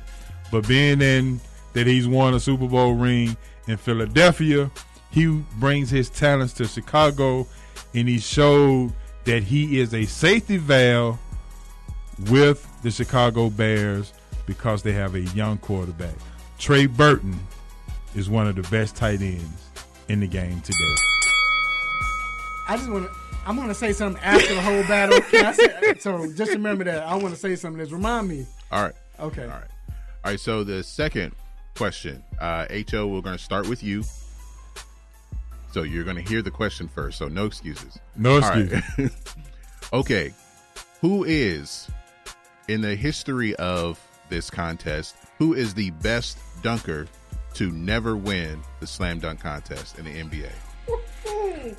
The best dunker to never win the slam dunk contest. Jesus. Boy. Whew. You got 15 seconds. You going first. Jesus.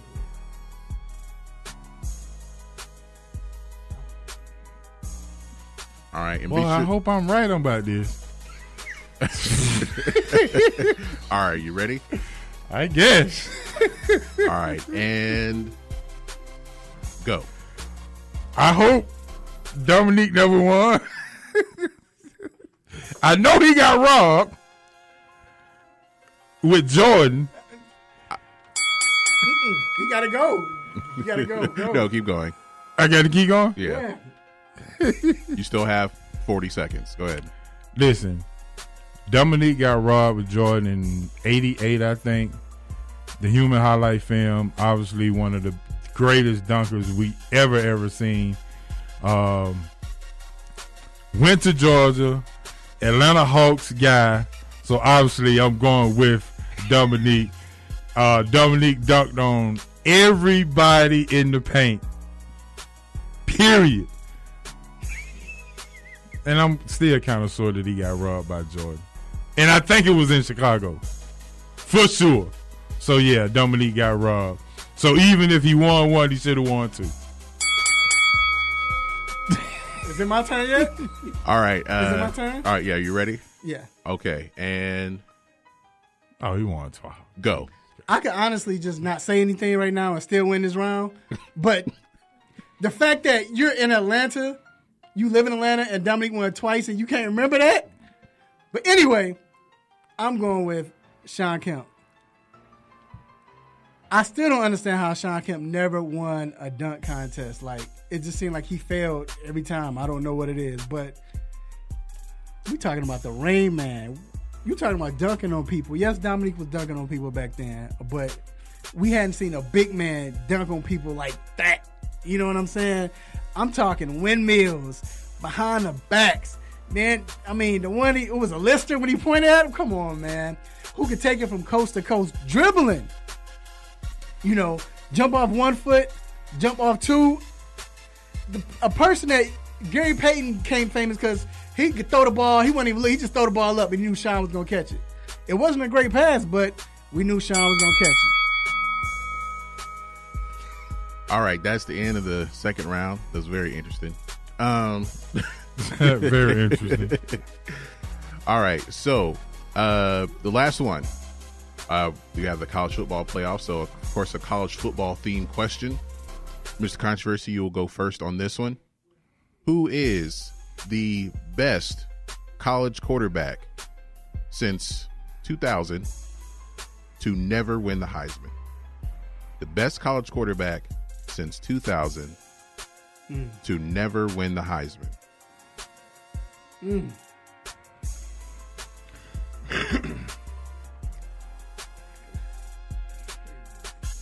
Got about 15 seconds. Think about it.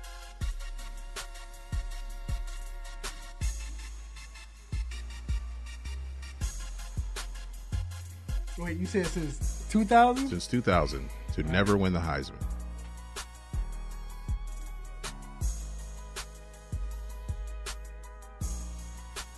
All right, you ready? You got something?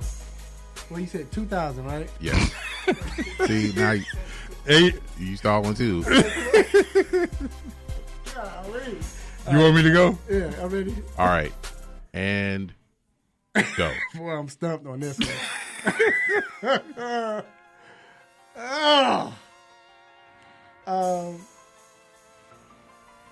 Deshaun Watson.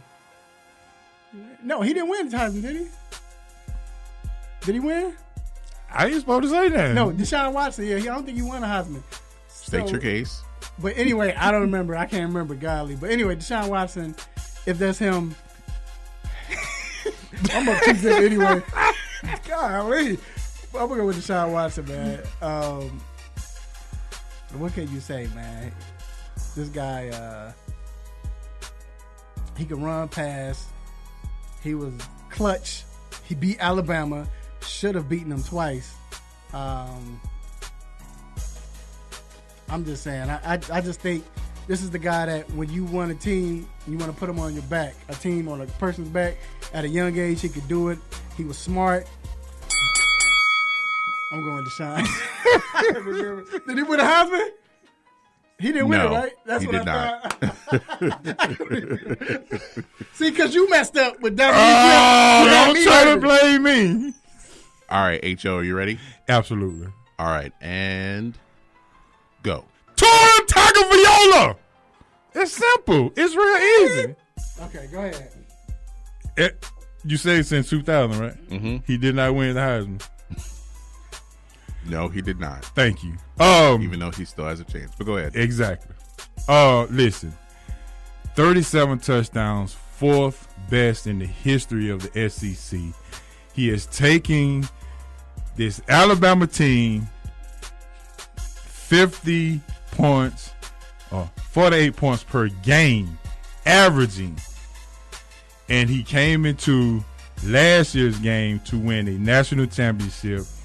And it's so obvious that we thought that maybe he might win a Heisman this year, and it was a runaway favorite until the end.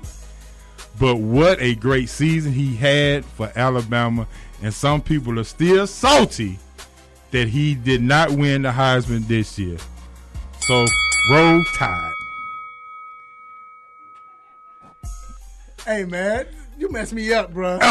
Here we go. Here we go. I got nervous. I'm like, dang, did he win? Here we go. And I knew I was right, but then he gonna have a straight face talking about, I don't doing that.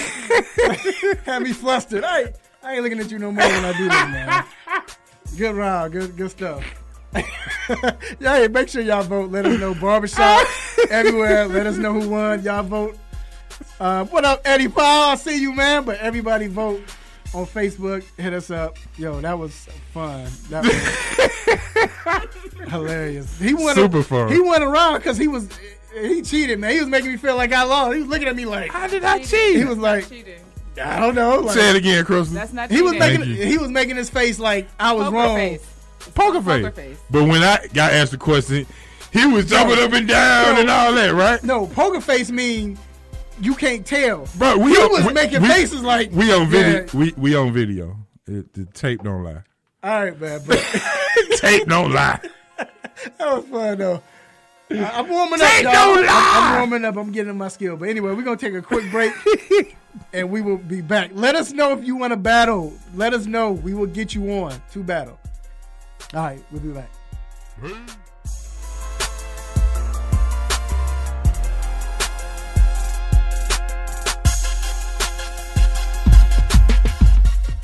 Have you been looking for a radio station that gives you sports? I don't believe it!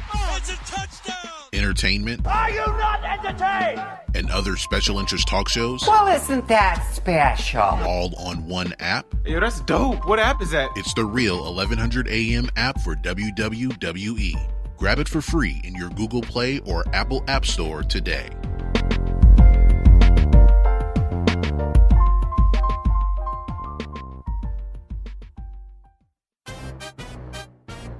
What's up, man? It's Metal World Peace. Shout out to the 3-Point Conversion Radio.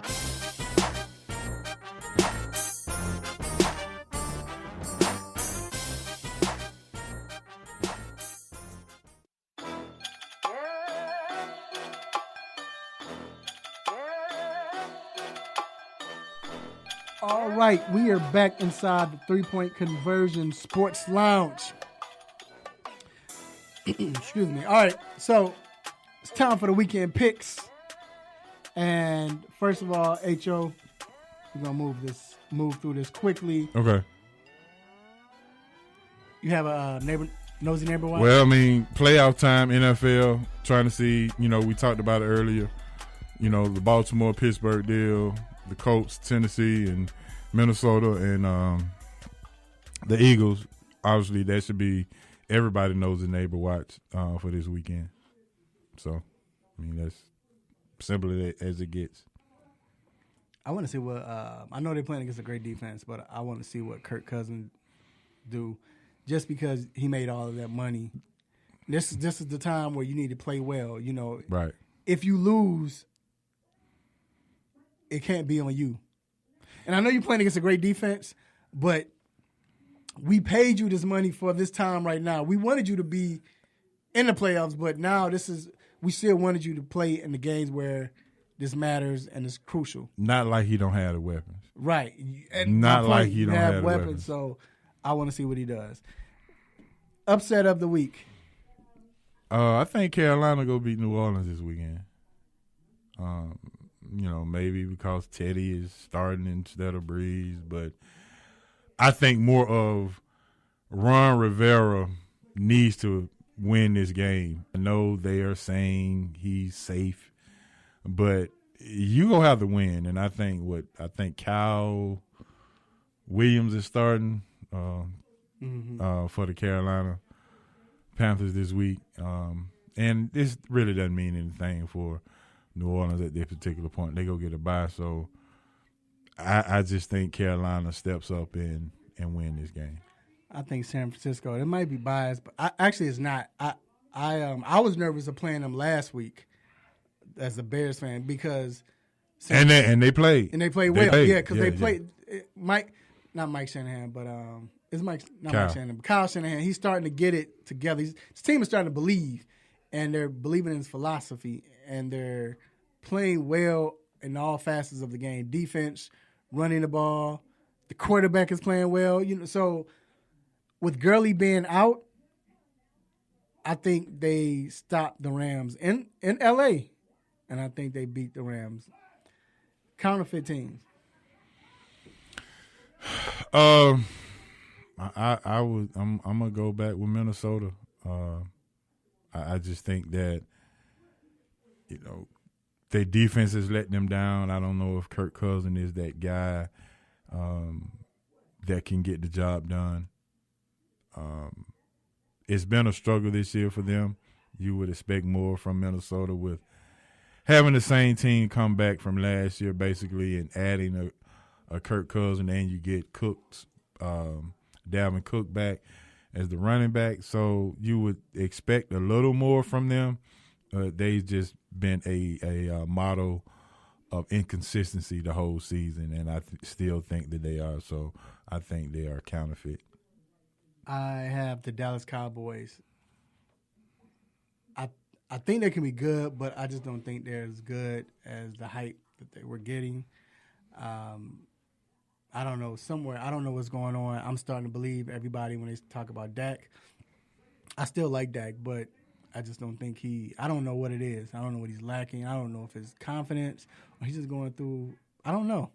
Maybe it's the coach, but I don't think they're as good as everybody think they are. Right now, I think Philly can beat them, and I think Philly would be better being a division champs. So that's my counterfeit team. All right, G, it's on you, sir. You know how you just have that good feeling for a pick? Do I feel lucky? Yeah, that's this segment. It's time for Over Under with The Intellectual and Mr. Controversy, only on the 3-Point Conversion. All right, so in the Over Under segment, we'll look at some prop bets going on this week in the final week of the regular season, and see what if you'll take the over or under on it. All right, so we have the Titans and the Colts in a win or go home scenario. With the Titans, Derrick Henry has been averaging 20 carries a game over the last 3 games. Well, the past 4 games.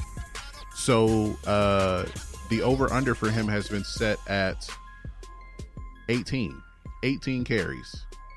Over-under 18 carries for Derrick Henry in a win-or-go-home game. I'm going over. He's basically their best player in the last 4 weeks of the season. So I'm definitely going over. It has to be over. I mean, they need him right now. They need him too. With Mariota hurt, they have to rely on him. They have to slow this game down so Luck doesn't come in and take over. So I'm going over. 25 carries. All right. The second one here is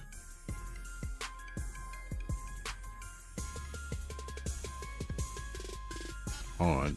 I had it before. Okay, here we go. All right. So Jared Goff, quarterback for the Rams, they'll be playing the 49ers, and they have to win or have the Bears lose in order to keep that number 2 seed. Jared Goff passing yards for the week has been set at 289 yards against the 49ers. He's been averaging 235 yards over the past 4 games and has thrown only 2 touchdowns and 6 interceptions. I say over and under is 289. 289. He's been sucking the last couple of games. Yeah, I say under. I say he missed it just by a few. I say Yeah, 273. I say under. I say under as well. Because the game may not mean as much, but yeah, I say under. It means a lot. They got to win. They don't want that 3rd spot. But yeah, I say under though. Yeah, I would say under too. All right, and the last one here. The Falcons don't have anything to play for, but Julio Jones, who does lead the NFL in receiving yards, will be facing the Tampa Bay Buccaneers, and the over-under for receiving yards for him in the final week is set at 100. So over-under 100 yards for Julio in Week 17. If he plays, I'm going over. Man, he had 16 yards last week.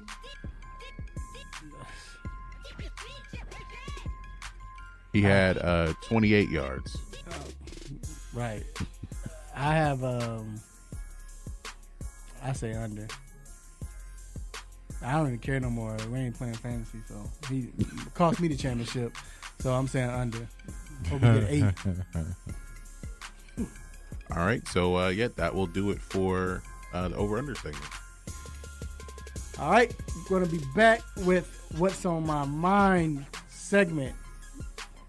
Touch that dial. Stay on that Facebook page.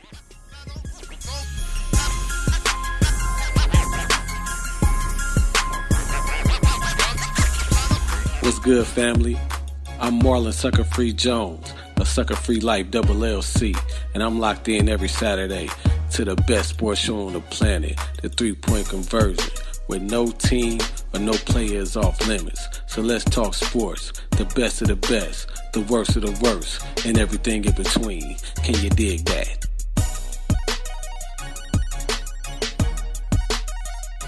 Attention, radio station listener. This might make you say, oh my god.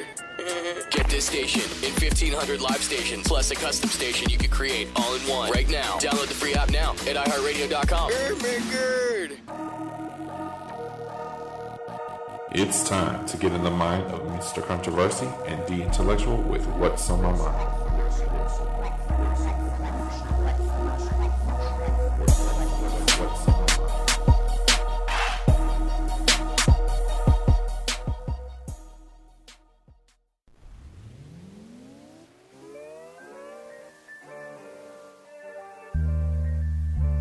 This is What's on Our Mind, and it is brought to you by Sucker Free Life LLC. Make sure you live your truth for the word of seek, because everyone can be sucker free. Make sure you purchase your apparel today on Facebook.com/Sucker Free Life LLC. So, what's on my mind? This is guy, Kevin Durant. He keeps coming up with these public statements, whether it's on social media or radio, and I'm going to make it real quick. This guy's too good for him to be caring or worrying about what people says about him. Like, I think, we talk about the superstar. You have all-star, your star, all-star, or a superstar, and the great. When you're a superstar, you have to get to that level where I think what comes along with it is not caring what people say about you, or at least expressing your care for it. Leave it alone, Durant. You better than that. Your game speaks for itself. One thing about the greats, you think about the Kobe Bryants, the Michael Jordan, LeBron James, Shaq, everybody dealt with controversy, but one thing they did was they let the game speak. You know, when it came to controversy or what people said about them, the game spoke for them. Their game. They didn't go on social media. They didn't say anything. Think about it. Think about Kobe Bryant when he was going through with the young lady in I'm going to say something else in Eagleton, Colorado, and going through all of that. What did he do? Come back. Remember, he came back in the middle of a game after going through court and hit the game winner. Jordan, when he was going through the betting situation and allegations and everything, he balled out. You know, and that's what it is. LeBron James getting triple doubles in finals, whether he lose or not. But that's what you do. Let your game speak for you. Don't say anything because it's bringing you down. And if you want to be a superstar, you want to be great, because basically that's what you're talking about, how the fans won't let you be great or whatever. Bro, let it go. We keep poking at you because you keep coming back and saying things. This is what we want. I mean, not me, but I'm just saying as fans and everything, this is what we want. So let your game speak for itself. You're a champ. You're an MVP. Not only in the finals, which it matters most, but also regular season MVP. That's it. And that's what's on my mind. KD sensitive. Go call him the ref trash vent of the NBA. See, there you go. I didn't say that, KD. You laughing about it. That's even worse.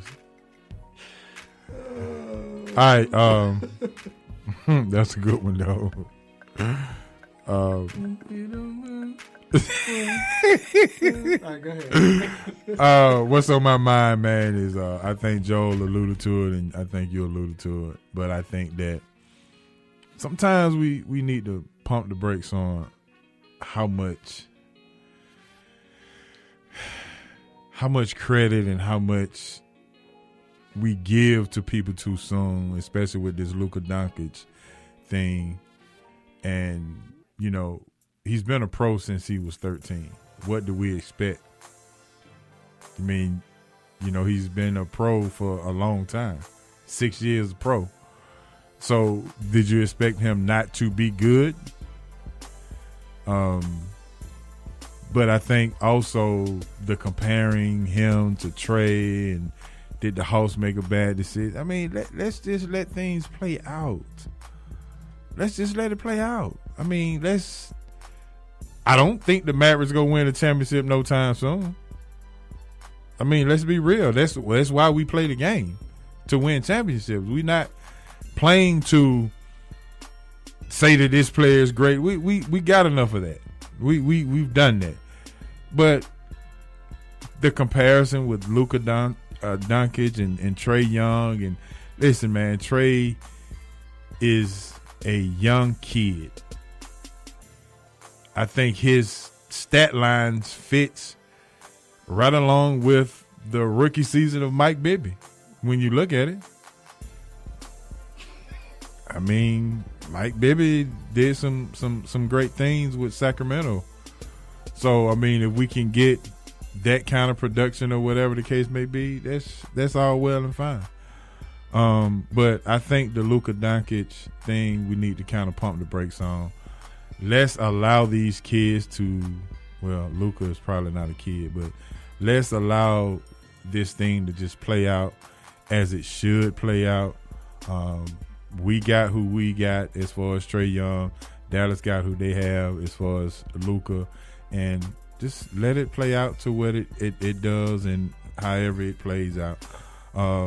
Let's not forget that we still are owed a first-round pick from Dallas that could have a little more significance as far as the team being progressive into the direction that we need to be as far as winning. So that's what's on my mind.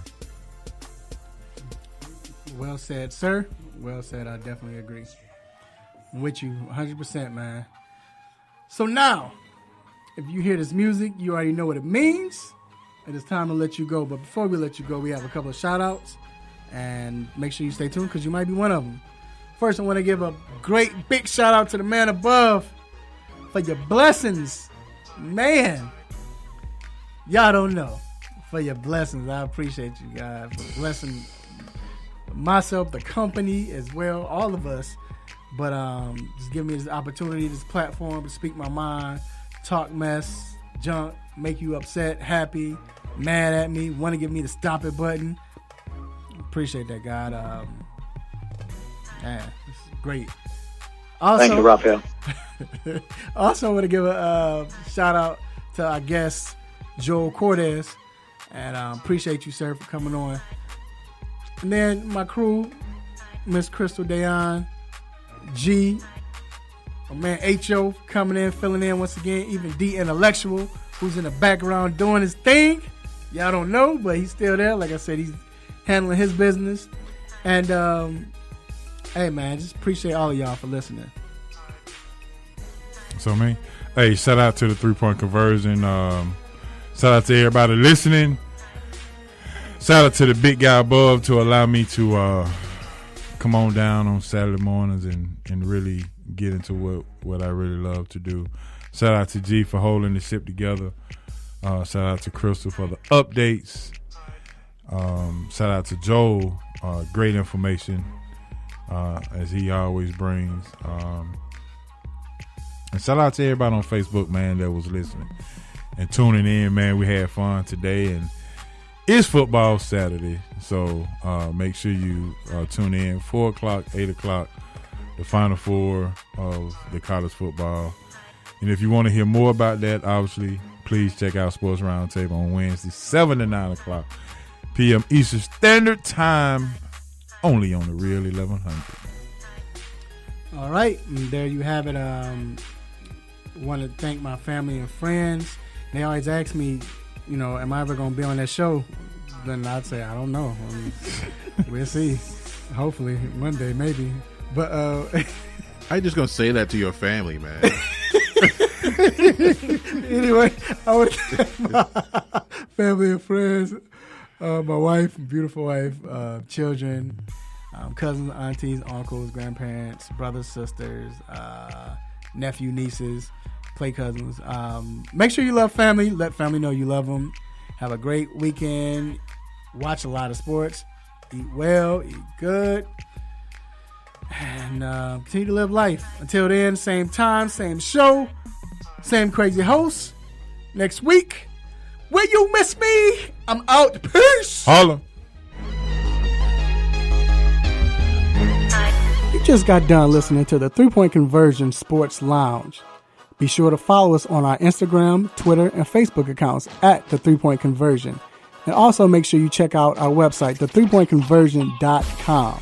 Be sure to follow us live and listen every Saturday morning at 10 a.m. Eastern.